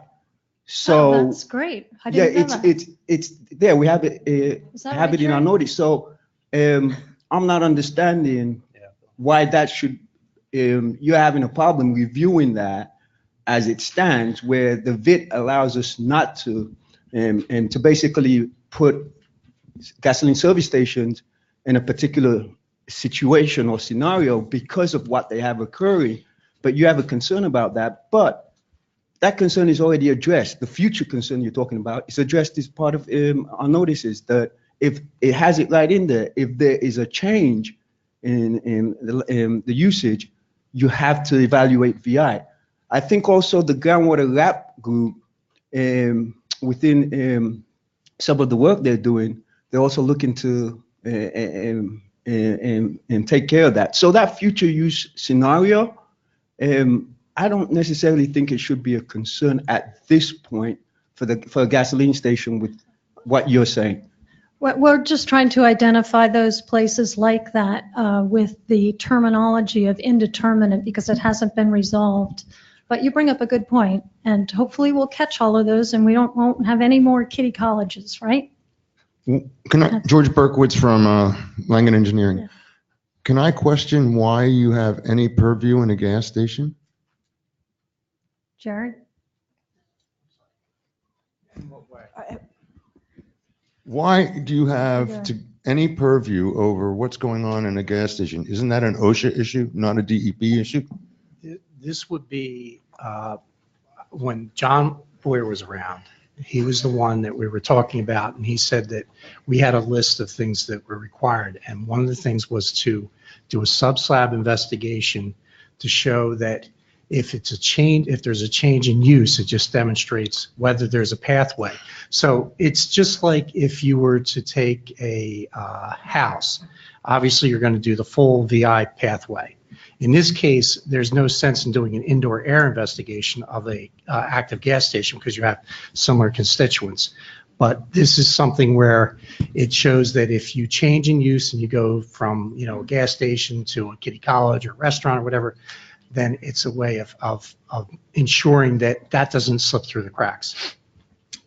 Interesting. Maybe I'm we not so should talk sure about that this a lawyers little would agree further. with you. Are there any other questions? If there's Sue. Hi, so Eileen Snyder, Alpha Analytical. From a lab perspective, can you just refresh my memory on the mercury by NIOSH method?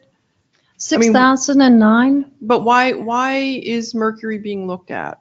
Elemental mercury is being looked at. Kitty College was that example. Right. So it really the vapors goes. come in, I understand. get in our blood system. I understand mercury Yeah. can vaporize and there is an analytical method. My question is the remediation professional looking at the use of the building and the prior uses of the building and determining the need to sample for mercury? They should be. Okay, so this is not, I mean, typically when This we was think just of. on the VIT updates, but you're understand. absolutely right. So typically when we think of vapor intrusion, we think of the volatiles, TO15. Right. You know, maybe there's a need for the PAHs by TO13. We don't really get many requests on a vapor intrusion project for mercury. Some people do. We do it, but Yeah. we don't. Okay. So Yeah. it really goes I had a to question today, in fact. professional judgment on the uses of the building and the need to. Yes, I look would, at that. if I can just Okay. chime in for a second.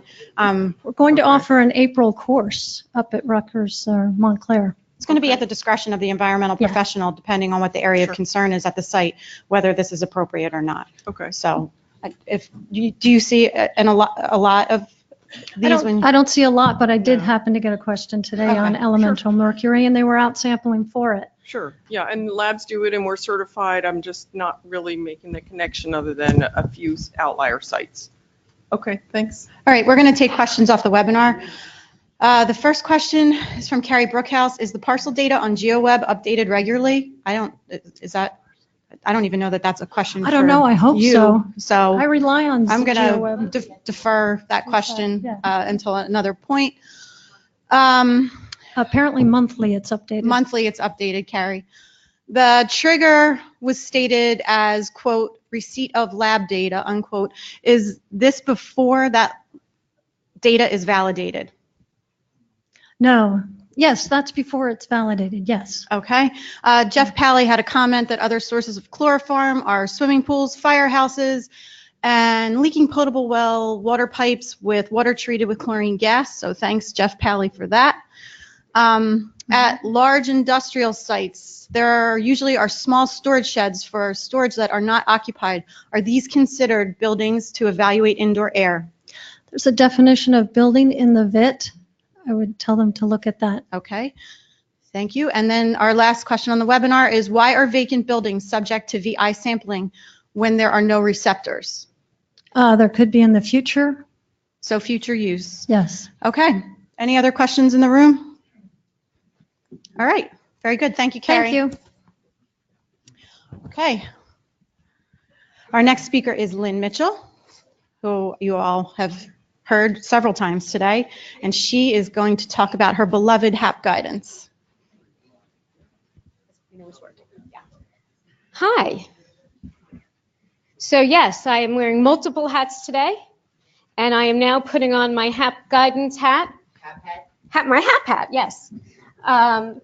It is, if everybody, I'm sure you were excited to find out today, we got out our revised guidance document. We have been working on this for a while to get it out. And I'm sure you've all had a chance to review it, but if not, I will go over for you right now the changes that we made in that guidance document. My co-chair, Chris Dwyer, would have been giving this talk, but he was already giving you the HOTS talk earlier, so we're taking turns now. I'd like to thank all of our stakeholders for all of their hard work. Some of them are here in this room, so thank you. We have updated our guidance document to include some of the new places that they work. I want to mention now that we made a lot of changes to the document. Most of them were incredibly minor changes, but we added golf courses throughout the guidance document. Version 2, we only seem to stop like midway through. So we now put it through everything. Now says golf courses. I am not going to go over each time we added the word golf course to the document. And we've made other minor edits. So what is HAP? HAP are these compounds listed here. They were applied a long time ago. They are not new discharges, and they were widely used for many, many years. HAP was this, and this, and this. They were applied to farms, golf courses, and in greenhouses. So what HAP is not? HAP is not a mixing area. It's not a spill area, and it's not a recent discharge. Just like any other discharge that is not HAP, you use the SIRIRA guidance document. So some clarifications that we made to the document. There seemed to be a little bit of confusion about what you have to do and when you have to do it, so we tried to clarify this language. First, if you sample and you find it, you must clean it up. You may, if you want, if your site is an active agricultural property or an active golf course, you may defer your cleanup. This really happened around 2005 to 2008. Many farm agricultural properties were sampled, then the market fell through, and all of their deals went away, and they continued to be active farms. So Farm Bureau really wanted to make sure that they are allowed to continue farming, and we keep the farmland good. So we are allowing them to continue to act as a farm. And I will go over more of the deferral process in a few minutes. Another piece that we put in and we tried to clarify is that if you are changing use to a school, a child care center, a residence, or a playground, you must sample. And that means everybody else doesn't have to sample. If you did not sample, then you can use the HAP notice. Oops, let me go back for a second.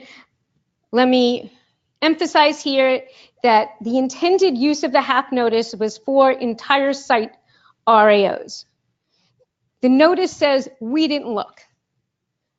Your RAOA doesn't mention every single area on the site that you didn't look.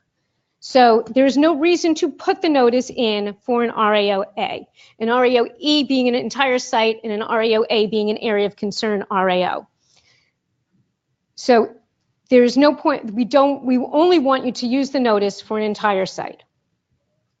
So when we do not want you to use the notice are basically the negatives of everything that I just said in the past few minutes. We don't want you to use the RAO notice for an RAOA. We don't want you cannot use this notice if you sampled because the notice says you didn't sample. You can't use the notice for a mixing or a spill area because that's not HAP. And you can't use the notice if you're changing use to a school, child care center, or residence because I already said you have to sample for those sites. So, hold on. Okay, webinar folks, we're going to test your knowledge again. And people in the room, the HAP notice can be used for an area of concern, response, action, outcome, true or false. I'll poll the room. I won't give it away this time. True or false? Can you use the notice? A, true.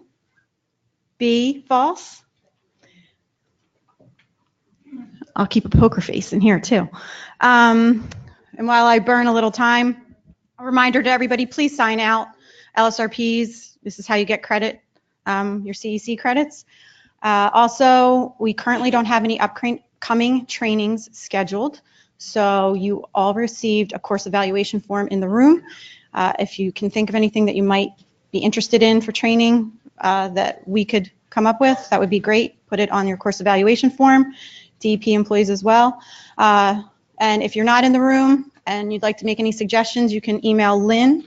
Her email address was on the initial slide, or you could email me, Christina Page. You can find me on the site remediation contacts page under the offsite source guidance document, or you may have my email just from dealing with me in inspection and review.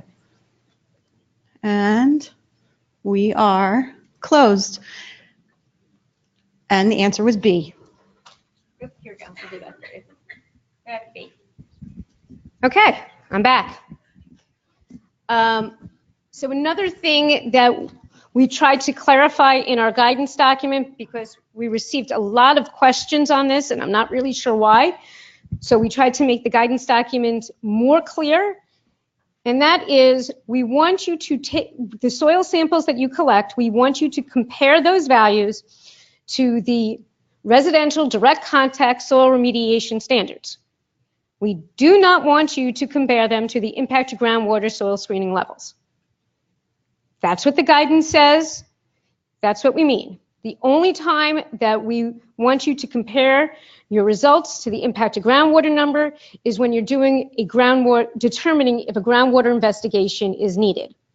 Specifically, these are the requirements of when to do a groundwater investigation. And as you can see, number 2 says that when HAP exceeds the impacted groundwater and intersects the water table, that's when we recommend doing a groundwater investigation. All other times, your soil samples should be compared to the residential direct contact numbers.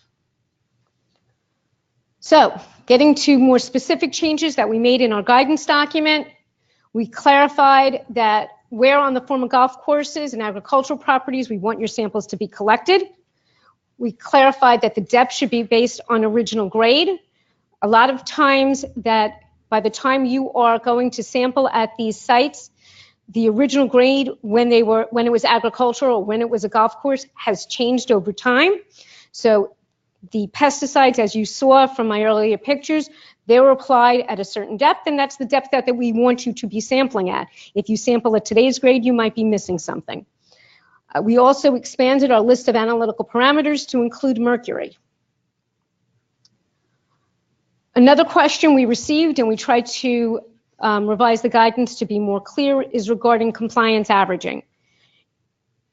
Because of the widespread nature of the application of the historically applied pesticides, your functional area is the area of that property where the pesticide was applied. If the pesticide was applied over a 200-acre property and it was the same pesticide that was applied, that is your functional area. That's something that you as the practitioner is going to have to figure out. Did they have different crops and maybe different pesticides were used at different points on the farm? But however it was, you're going to figure that out. So if part of your property, your property might be divided into 2 functional areas, or it might be 1 functional area, or more, depends on what was actually applied at the site. There's no limitation to the size or the shape. It's what was done at the site. And as always, data from uncontaminated areas should not be used. So the deferral process. I was actually very surprised to find out that I have to change my presentation because we actually received our first HAP deferral application today. So this is an up-to-date presentation.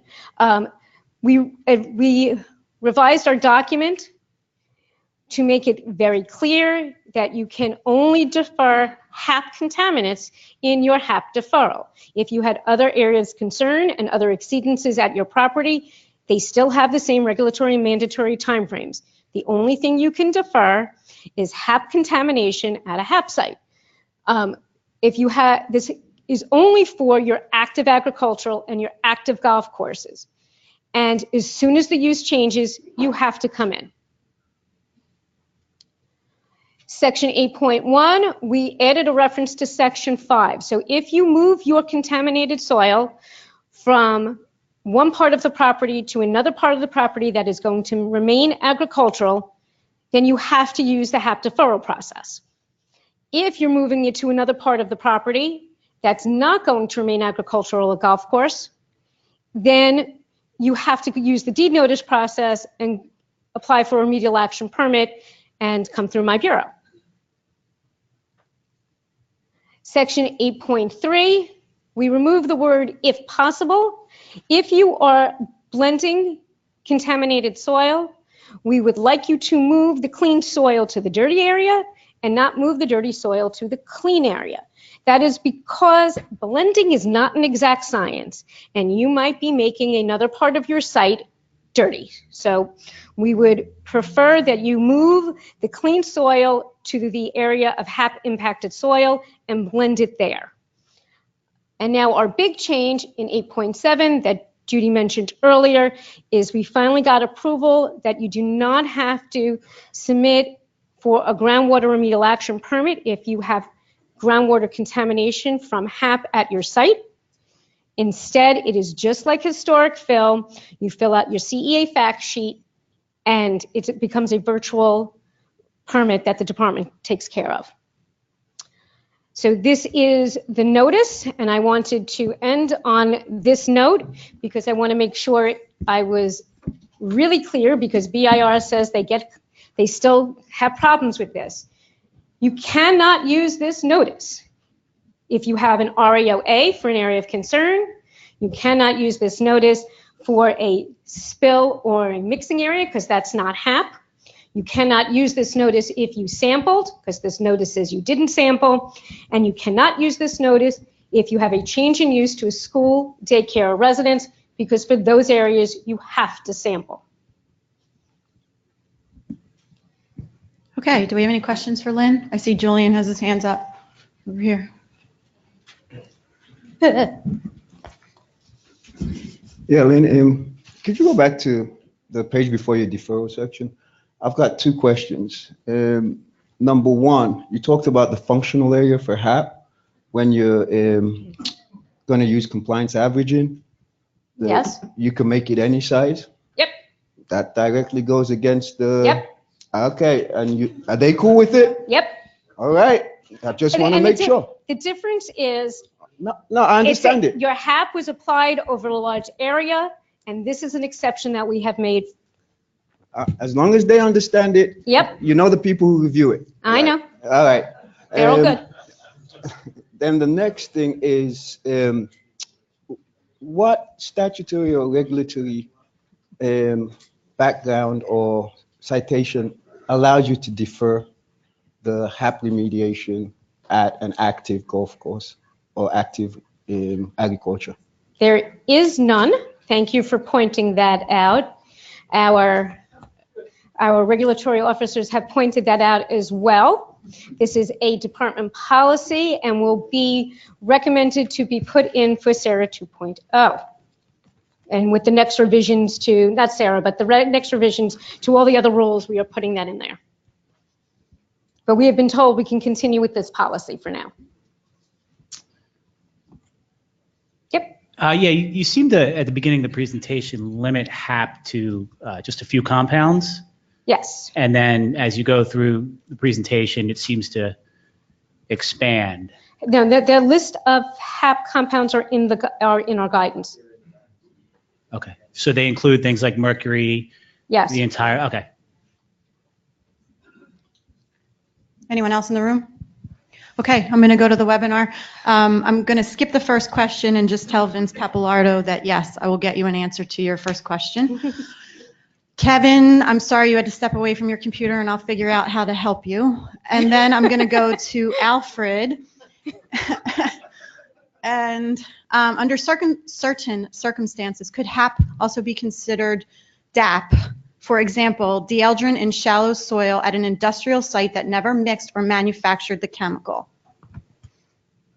Well, yes, but it is not, our intention was for HAP to be considered at property where pesticides were applied, and if that became a industrial establishment, that may be why you're having those compounds there, or it could have been applied throughout the site for other reasons. That is the reason why we give the industrial establishment the option not to sample it. Okay. The next question is from Ed Claypool. Is the RAO shell document going to be revised, if it isn't already, to reflect the new HAP notice that Lynn had mentioned? The HAP notice has been out there for many, many years. It was one of the original 5 that has been posted, and it is part of that HAP notice that is on the web right now. Is it in the ARRCS revision? Yep. Okay. This is the last question, I think, and it's Chris. What if you have a residential site that is being redeveloped as residential?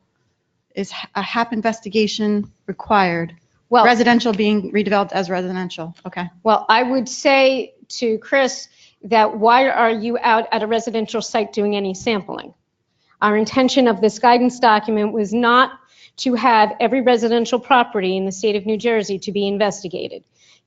Our program is the site remediation program, and the LSRPs, you should be looking at industrial properties and other properties that have discharges. There is no intention of this program for you to start looking at every residential property. Nor do we want you to look.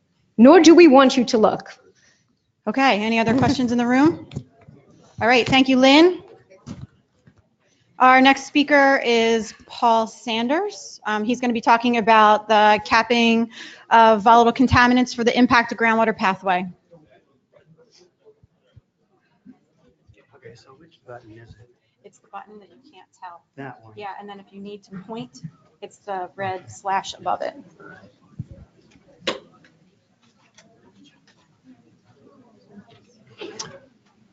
I first want to apologize to Lynn and Christina. I was telling them a week ago that we'd be running late by the time they got to me, and we're still ahead of schedule. And my talk's definitely under half hour, so I'm trying to keep that trend going. So, hello everybody. I am here to present this new guidance document for the impact to groundwater pathway. This guidance document was released in August. And I swear, literally 15 minutes after it was posted on the web, I got a phone call. I just saw your guidance on the web and I have some questions. So I haven't gotten that many phone calls since, but I'm getting them. And a couple people have said, this is just the guidance we needed for my site. And I go, well, good. That's why we're doing this. So. However, there is a lag time after guidance comes out, so I actually haven't gotten any submittals yet under this guidance, at least none that I'm aware of. And so we have no experience yet in actually using the guidance with submittals. So we'll see how the next year or so goes and make adjustments as necessary. Probably be adding some more FAQs over time. Oh boy. Okay.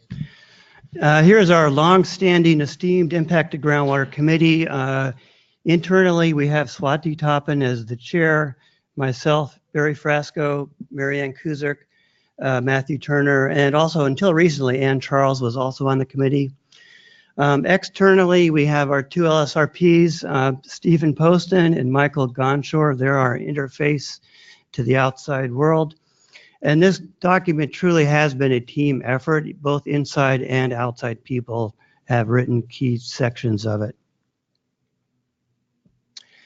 So one thing Swati and I always mention when we talk about the impact to groundwater pathway is the purpose of the pathway, which is to present future impacts to groundwater from remaining vadose zone soil contamination. But something we usually don't talk about much is this pathway, the contaminants assumed to impact the groundwater via groundwater recharge. In other words, rainfall infiltrating through the soil is actually what's carrying your contaminant down to the water table in solution. And in fact, when we calculate our default screening levels and our alternative remediation standards, that assumption is part of the calculation. So if we're talking capped sites, talking really low permeability caps here, there's little or no groundwater recharge. But here's some of our alternative standard tools, partition equation, SPLP, sea soil, all of these assume there is groundwater recharge. So where does it leave us as far as capped sites? You may ask, well, if there's no groundwater recharge, if there's no water moving through the soil, can contaminants still impact groundwater? Well, yes, if the contamination extends all the way to the water table, of course it can, because it's in direct contact. Also, if the water table is fluctuating up or down seasonally, it might periodically contact contaminated soil. Those two bullets are easy to deal with. I'll have more to say about those in a minute with regards to semi-volatiles and metals. The third bullet's the tricky one, though. If you have a volatile contaminant, even if there's no water moving through the soil, you can still have transport downwards to the water table through vapor phase diffusion. Well, think vapor intrusion. Volatiles go up from the water table all the way through the soil to buildings with no water movement. So these contaminants can move down as well. Did that not change? That did not change. So before really getting into this guidance document, I do want to recommend that before you use this guidance document as a way out of a site, try our other tools first. Assume that groundwater recharge is occurring and use our usual available tools to calculate alternative remediation standards such as SPLP or sea soil or whatever. Standards that you calculate using these other options, yes, they are overestimating the impact to groundwater because the site's actually capped, but they're unrestricted standards. So there's no permit, no deed notice, and so forth. And so if you can pass your site or remediate your site to these unrestricted standards, you're home free. That's always the best outcome. So regarding metals and semi-volatiles, I just want to remind you before we get into the volatile issue here, 4 years ago, we did release another capping guidance for metals and semi-volatiles. So these chemicals aren't going to move really without water moving them through the soil. And so if you do have a clean zone for these contaminants between the contaminated soil and the water table, capping is okay. The downside of going this route though, you are going to need a soil permit and deed notice. Well, for metals anyway, basically forever, because they're not going to go anywhere. So now, the volatile guidance, capped sites, volatile chemicals. Let's make some general statements here. First of all, we wanted compatibility with other guidance and procedures, specifically vapor intrusion, monitored natural attenuation, classification exception areas, analytical methods, and so forth. Didn't want to disrupt those programs with a new guidance document. So this guidance is meant to be used after your active remediation is complete. And this you're now addressing recalcitrant residual contamination that's still there that you were unable to get out. This option is really meant to be used for sites that need to be capped or continue to be capped, or they have been capped because of land use. Another reason you might cap is to address the direct contact pathway. For this option, we're talking about low permeability caps that are impermeable to rainwater. And we have the usual statement you always hear: remove free and residual product to the extent that you can. You're going to need a soil permit, and if the groundwater is contaminated, a groundwater permit. The cap has to remain in place until you achieve your default or site-specific impact to groundwater standards. At that point, you will no longer need the cap. So the way you're going to approach this situation is going to depend on the current status of the groundwater. If the groundwater is uncontaminated, you're going to be doing soil vapor sampling and comparing these results to a new thing, impact to groundwater soil vapor screening levels. More on those in a second here. If the groundwater is contaminated, you're going to have to demonstrate monitored natural attenuation in the groundwater under capped conditions. So let's first focus on scenarios where the groundwater is uncontaminated. So our committee spent quite a bit of time, too much time, I think they would say, trying to get a good way to model vapor transport down to the groundwater and into the groundwater when there's no groundwater recharge. So modeling vapor movement through the soil is no big deal, but the problem was the transfer into the groundwater and its dilution into the groundwater immediately under an area of concern. That was the hang up, and it turns out that's still an evolving area of research, which you're seeing still in current research articles in the journals, still somewhat at the academic stage. Unfortunately, that part of the transport process is the rate limiting step. That's what actually drives whatever alternative standard we would have come up with. So after spending a lot of time on that, we decided it's not ready for prime time. We needed something simple, something practical, something suitable for mass production, really.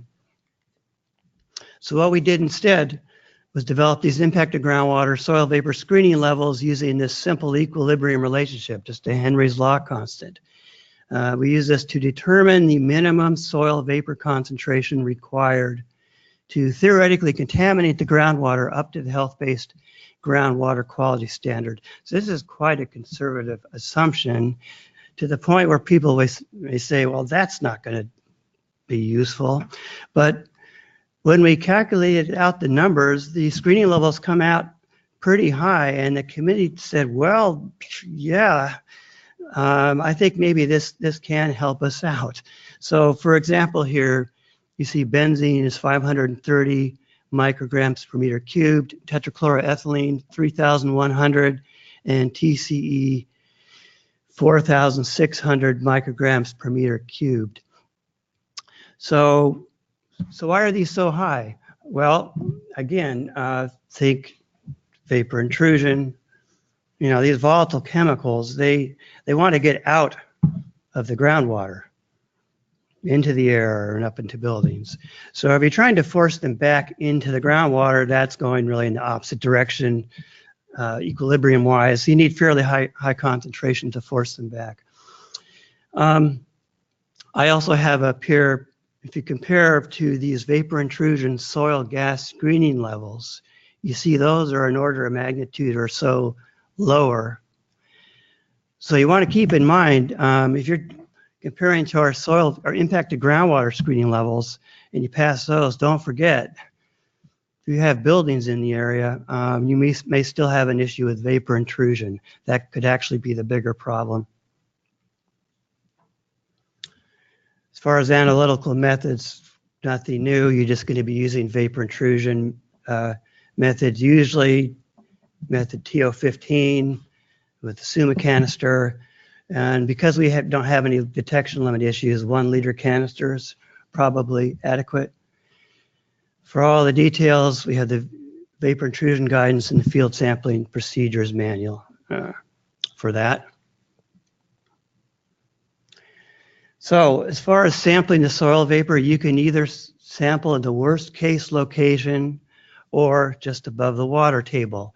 By worst case location, I mean where the highest concentrations are in the soil of the volatiles.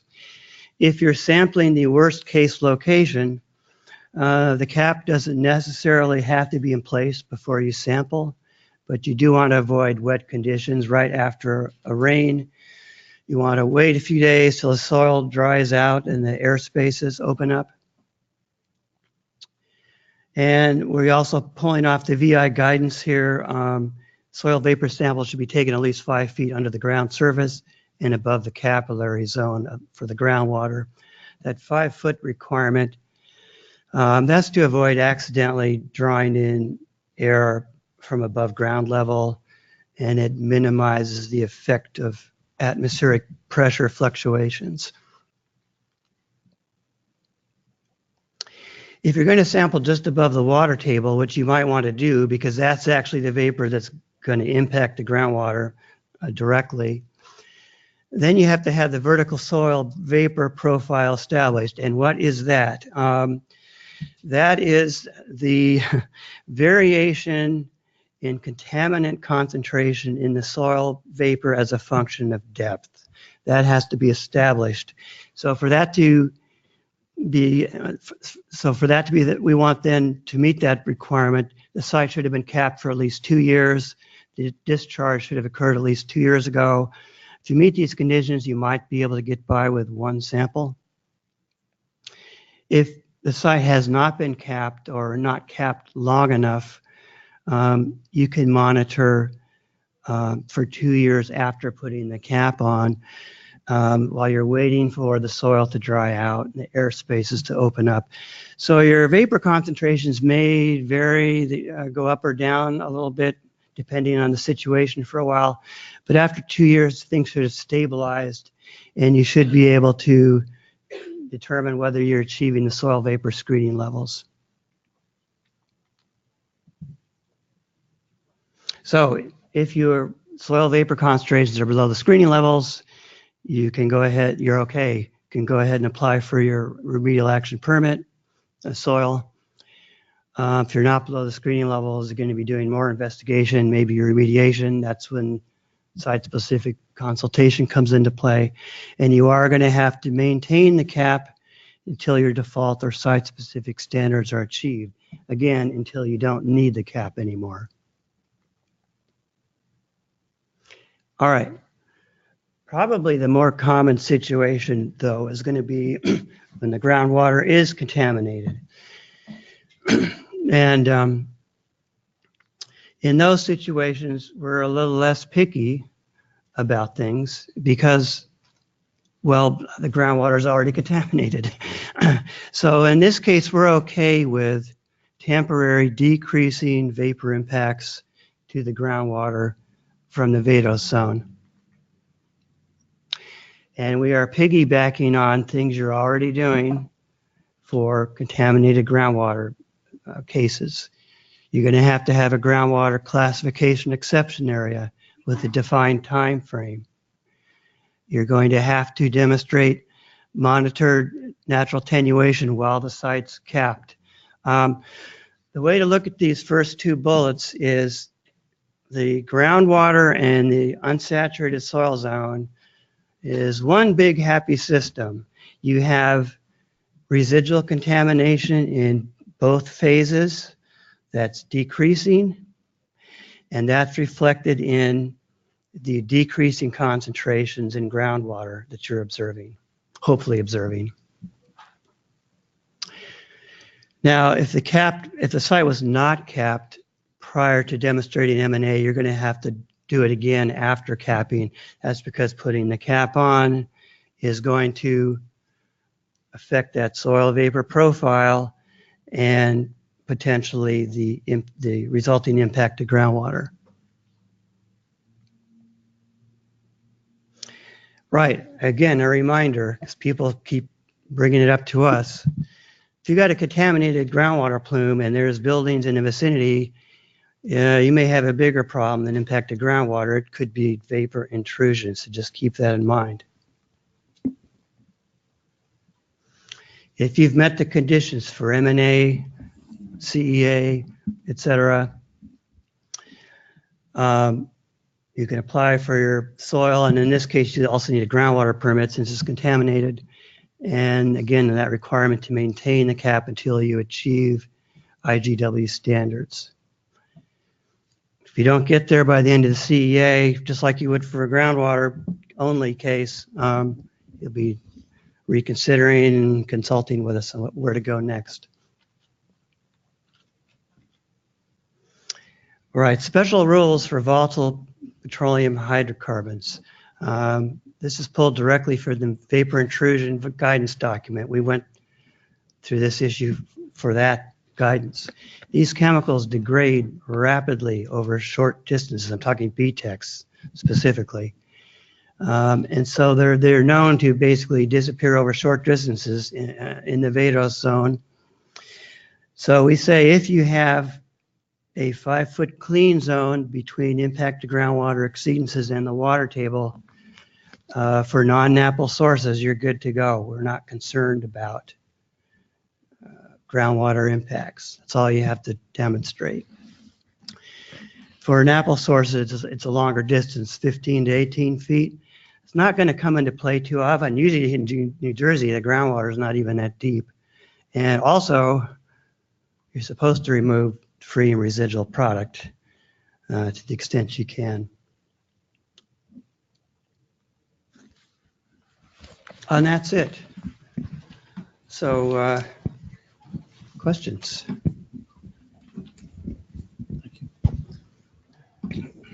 Yeah, Paul, I was wondering, this is Greg Bakeman from the DEP. Where are you? I'm right. There you are. Okay. Where do you come up with the 15 to 18 feet for the DNAPL? It's from the vapor intrusion guidance. Okay. And it was based on our assessment of EPA work and so forth. Yeah, a lot of that's pulled directly from the other guidance. Groundwater can be deep too.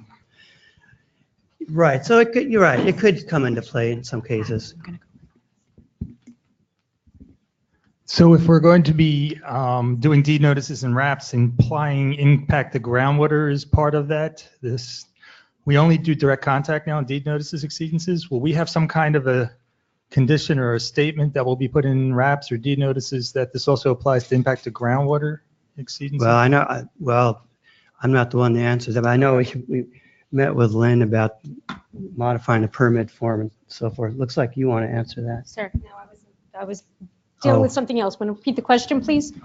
I'm sorry. Since now capping will be Yes, part of impact to groundwater, right now we only refer to direct contact and deed notices and RAPs essentially. Correct. The remedial action, I'll give you all a little update here that you don't know about. The remedial we have a stakeholder group that has been meeting to help with the remedial action permitting process. And what we have decided to do is the best way to help with the entire process is to revise the forms.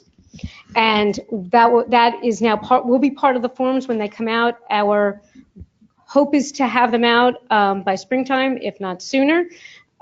We are revising the forms so to be more clear and have more information for you. So hopefully that will help, and we're going to get it out as soon as we can.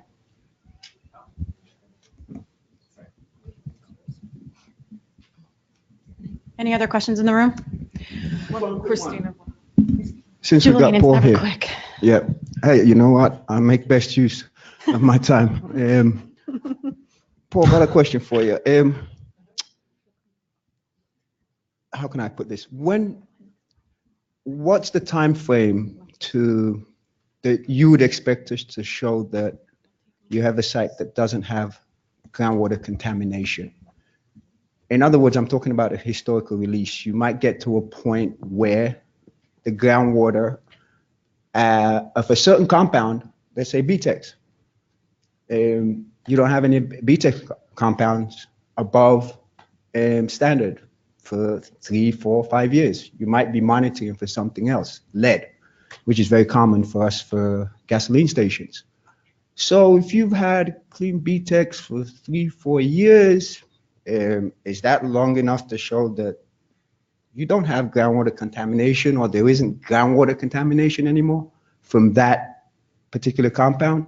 And the reason I'm asking is because you've got the scenarios that you showed us up there with regards to when you don't have groundwater contamination, what you have to do, right, for this particular guidance, and when you do have groundwater contamination. So I'm trying to see if there's a scenario where one switches to the other. Well, once you said you end up with BTEX below the standard, then yeah, there's no restrictions in the soil permit anyway could be lifted. Yes. If things are getting better faster, in the groundwater, right? than the CEA situation, yeah, but then I guess you can end it. Yeah, but you still have the impact the soil above impact the groundwater and source cleaning level. You still have that. You haven't gotten to that point yet when maybe you've resampled it. Yeah, okay. But you're considering future. Remember, you guys have it there for future use, right? Now we've got this capping document that's looking at different scenarios, and I'm just wondering if there's a time when we can switch from a contaminated groundwater to not contaminated. I don't think you'd have to switch, because in either case, you'd still need to keep the cap until your soil numbers drop below alternative standards. Because if you take it off, then you suddenly have the new risk of the rainfall pushing it down. You're back to a problem again. Yeah, but I don't think whether or not the groundwater cleans up before that point, you still have the potential problem in the unsaturated zone. Any other questions? So this is the first of many scenarios. I'm sure we're going to be asked about. And so we'll see when we get actual cases coming in, how this goes. Okay. Another question. Paul, in the case of VOCs overlying clean groundwater, is there perhaps a way to direct test whether there is in fact a potential impact? And as I was hearing what you were saying, I was trying to think, so could you perhaps try to use like a lysimeter or something to see if you're having enough transport down to the water table, rather than trying to do a calculation to see what may in fact end up in your vapor phase? Lysimeter, isn't that measuring soil moisture? I'm not, yeah. That sounds like a question you can give me a ring about and we can talk. There's, sure. All right, any other questions in the room? Up on the webinar questions, there's two for Lynn regarding HAP. The first is a review of the mercury per the guidance appears to be only associated with greens and teas. Are they only required in these scenarios? First of all, this is guidance, so it's not required. It's a recommendation, and the information that was submitted to us found mercury at the greens and the teas on the golf courses, less so on agricultural property. But as an LSRP, you can choose to take your sample and analyze it for what you feel is most appropriate. Okay, and then the second question, going back to that residential on residential scenario, this is currently an apartment complex. It's been so since the late 60s. During a phase one, we identified potential ag use in the 30s and 50s prior to the site development. The new owner planned to demolish the apartment complex, subdivide, and build one-family homes. Would investigation be appropriate in this scenario, which was technically residential to residential? So our intention is normally that apartment complexes, I'm not sure why you would be doing your sampling at all, and your phase one sampling is not what normally comes through our group. But if you, I would say to be protective, which is what we want, yes, I would say that you should be sampling for HAP and looking, because we want to make sure that there isn't something there. But again, this is guidance, so if you choose not to, you can define why that is being protective. Okay, thank you. With your professional judgment. All right, back to hopefully the current topic. If you conduct sea soil analysis for compounds above the default impact groundwater screening levels, and it's determined that those compounds will not impact groundwater, can those soils be moved elsewhere on site as long as they are placed on the same elevation above groundwater that was modeled? That's not this talk, so. Okay, we're going to defer that, Alan. The next question is, what is the fundamental force or forces that pushes volatile organics down into the soil? Is it gravity? Not all VOCs with a specific gravity of less than 1. It is differential air pressure. Is it differential air pressure? Is there a basis and background document that spells out in all its technical detail exactly how the movement of vapors down against the force of gravity occurs? Please advise where that document could be obtained. It's just your environmental chemistry 101's vapor phase diffusion, and it's driven by concentration gradients in the soil vapor. Okay, thank you. Will financial assurance be required for impact of groundwater caps? Lynn? I don't know. I know that you don't know. I'm sorry. Financial assurance for impact of groundwater caps? If you're capping anything, that yes, you need to provide financial assurance. Okay, and our last question on the webinar is it possible at an industrial site to have VOC exceedance above residential but less than non-res in soil with a CEA in place, then go through the impact groundwater soil vapor evaluation and the results in the requirement for the installation of a cap?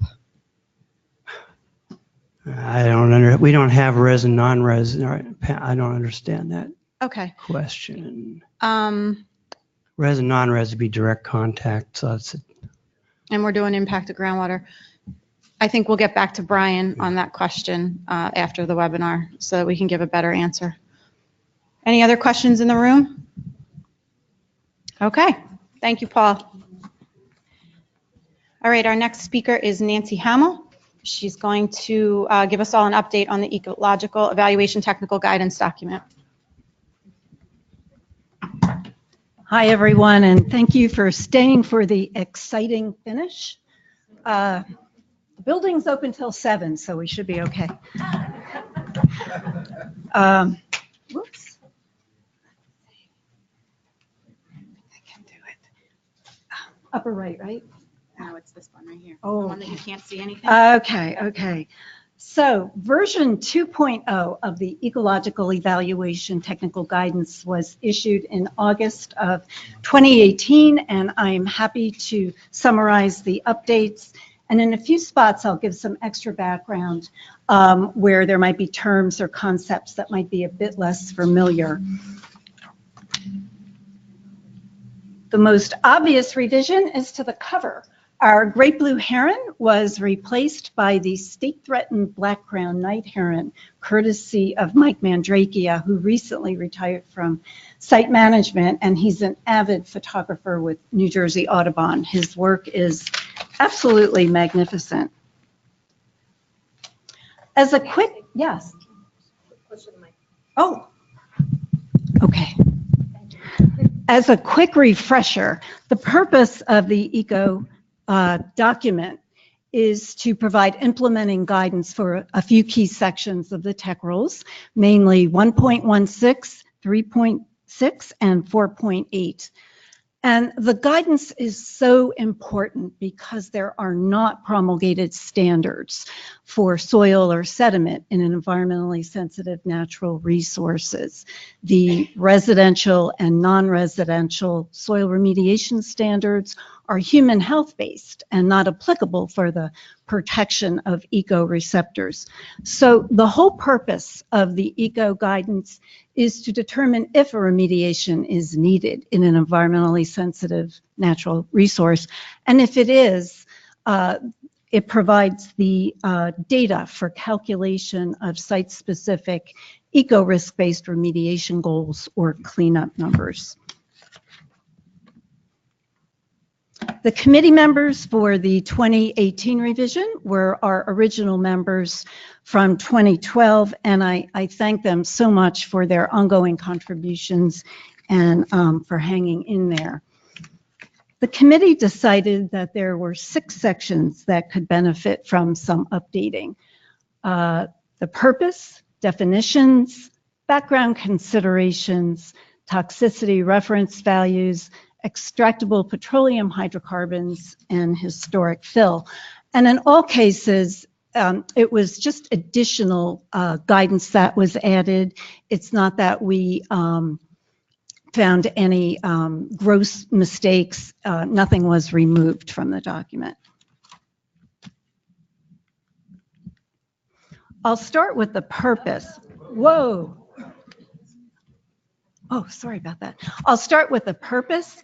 A new paragraph was added to call attention to an important issue related to site discharges, but one that's outside of the scope of the eco guidance, and that's the discharge of non-hazardous pollutants to a surface water body.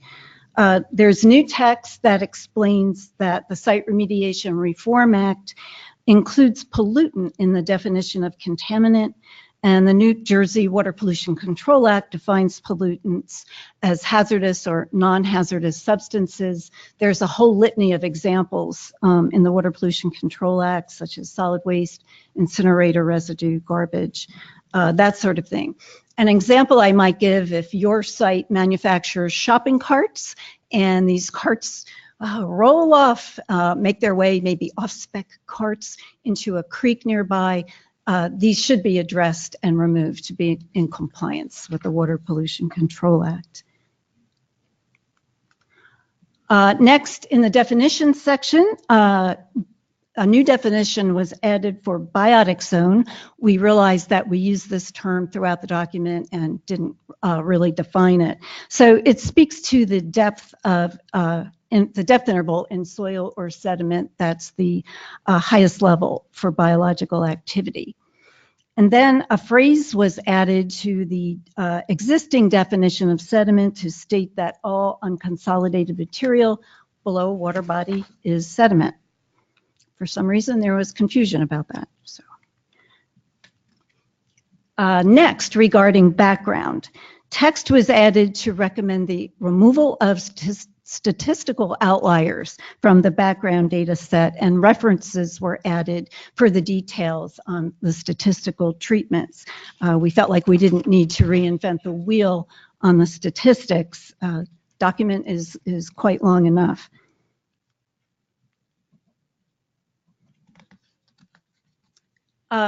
Next, a section on toxicity reference values, TRVs.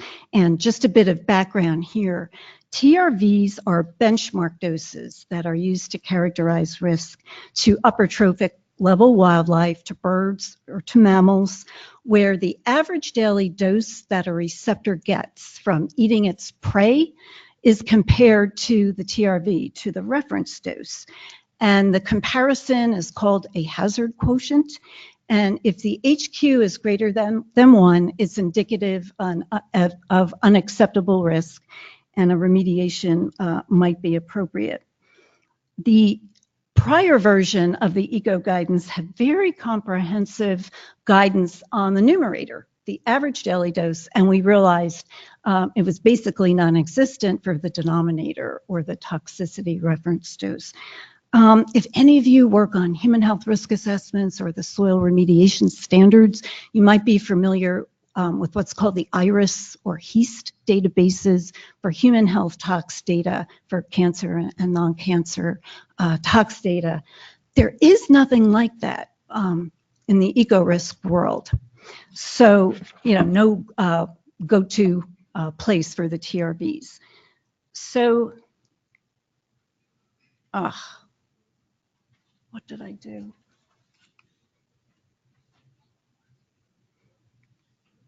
Okay, I think that's it. Yes. So the committee came up with 3 approaches that can be used for TRV selection, and any one of these approaches can be used. First, from EPA's 2014 Focus Feasibility Study for the lower 8 miles of the lower Passaic River document. TRVs can be taken from there. I'm going to come back to this in 1 minute to give a bit more detail.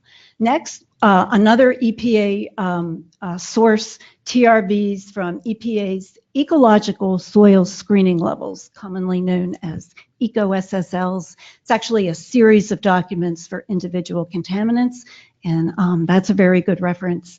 And next would be TRVs from any literature source.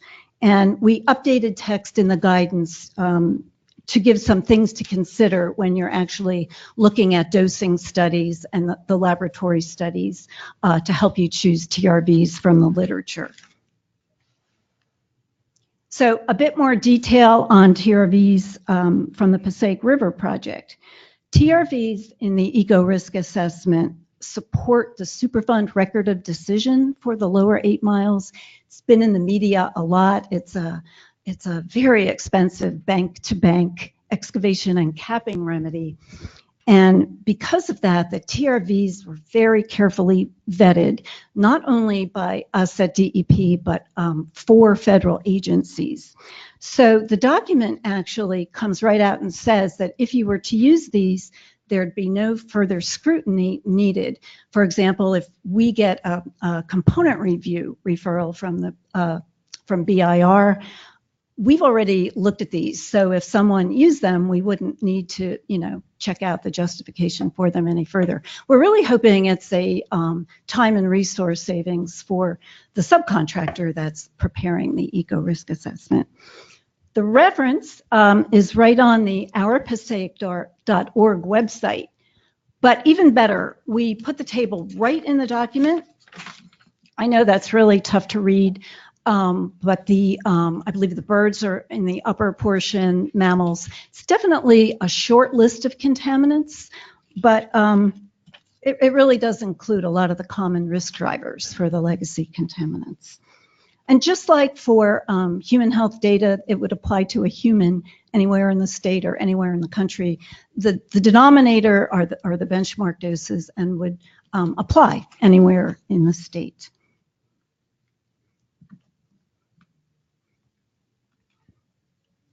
Next is extractable petroleum hydrocarbon, EPH. Text was added in this section to recommend a maximum concentration for soil in environmentally sensitive areas of 4,000 milligrams per kilogram of EPH. It was actually an oversight that we didn't have this value in the older version because it's been in the EPH protocol since 2010. Some of you might know Dave Barsky, who caught that it was missing from our document. We totally missed it and so added it in to this version. 4,000 milligram per kilogram is based on a review of about 80 literature references that was done by the Division of Science Research and Environmental Health and BIRA, my bureau. And we've actually posted those 80 literature references in the guidance library right under the link for the new guidance for those nights of true insomnia.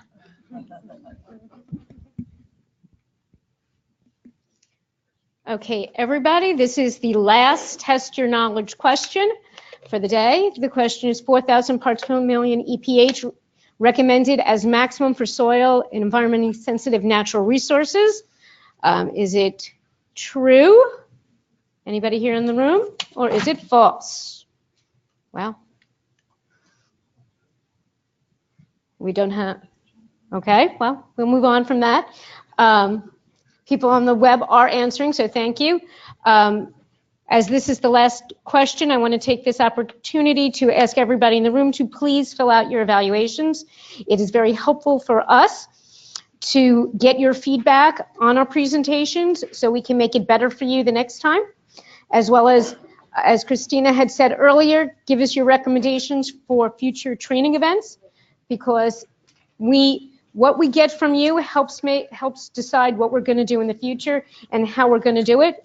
If the formats need changing, if there's anything you can recommend, it's very helpful for us to get your feedback. LSRPs, also please remember to sign out, because if you don't, you will not get the credit for this training.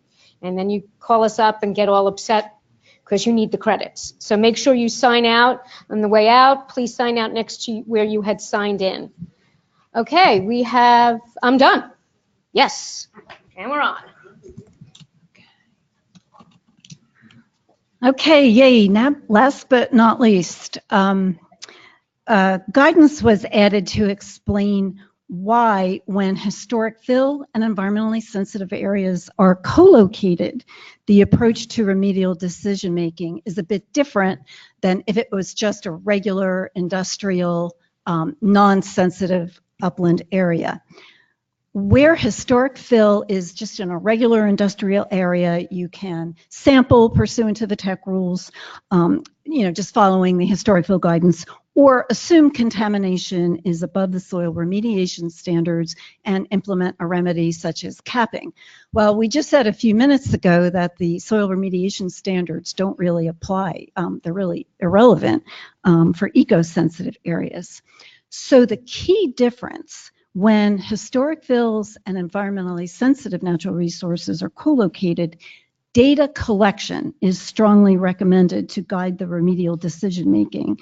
You should not assume contamination is above the soil remediation standards, and you should not remediate without data due to the potential injury of the resource. We tried, oh gosh, okay.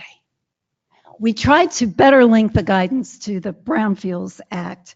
Pursuant to the Brownfields Act, you can There is a rebuttable presumption that historic fill does not require treatment or removal, and the department may rebut this presumption if the engineering or institutional controls would not be protective, health, safety, and the environment.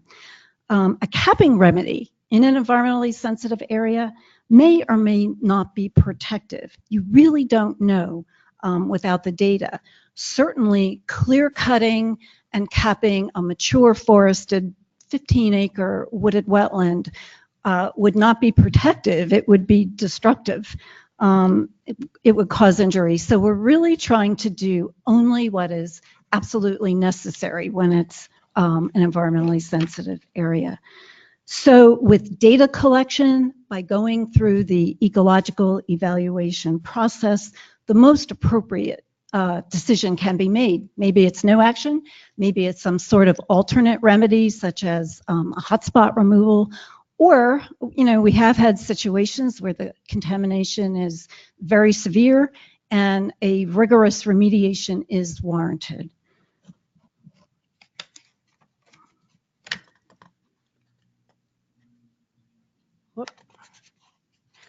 So again, with any guidance document, it's not possible to hit every nuance, every situation that might come up.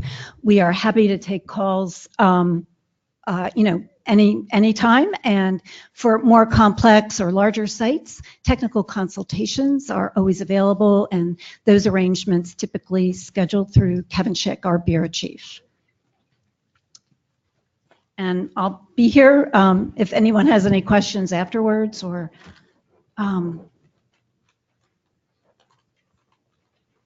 Any questions in the room? And the questions online are for me. So, okay. So far, so good. As a web participant, you will get credit, as I stated at the beginning of the program. We have a record. As long as you answered 3 out of the 4 questions, you will get the same credit as the people in the room. Once the board has approved the credits for this presentation, will I receive a doc indicating I participate in this webinar? Yes, if you answered 3 out of the 4 questions. So I thank, wait.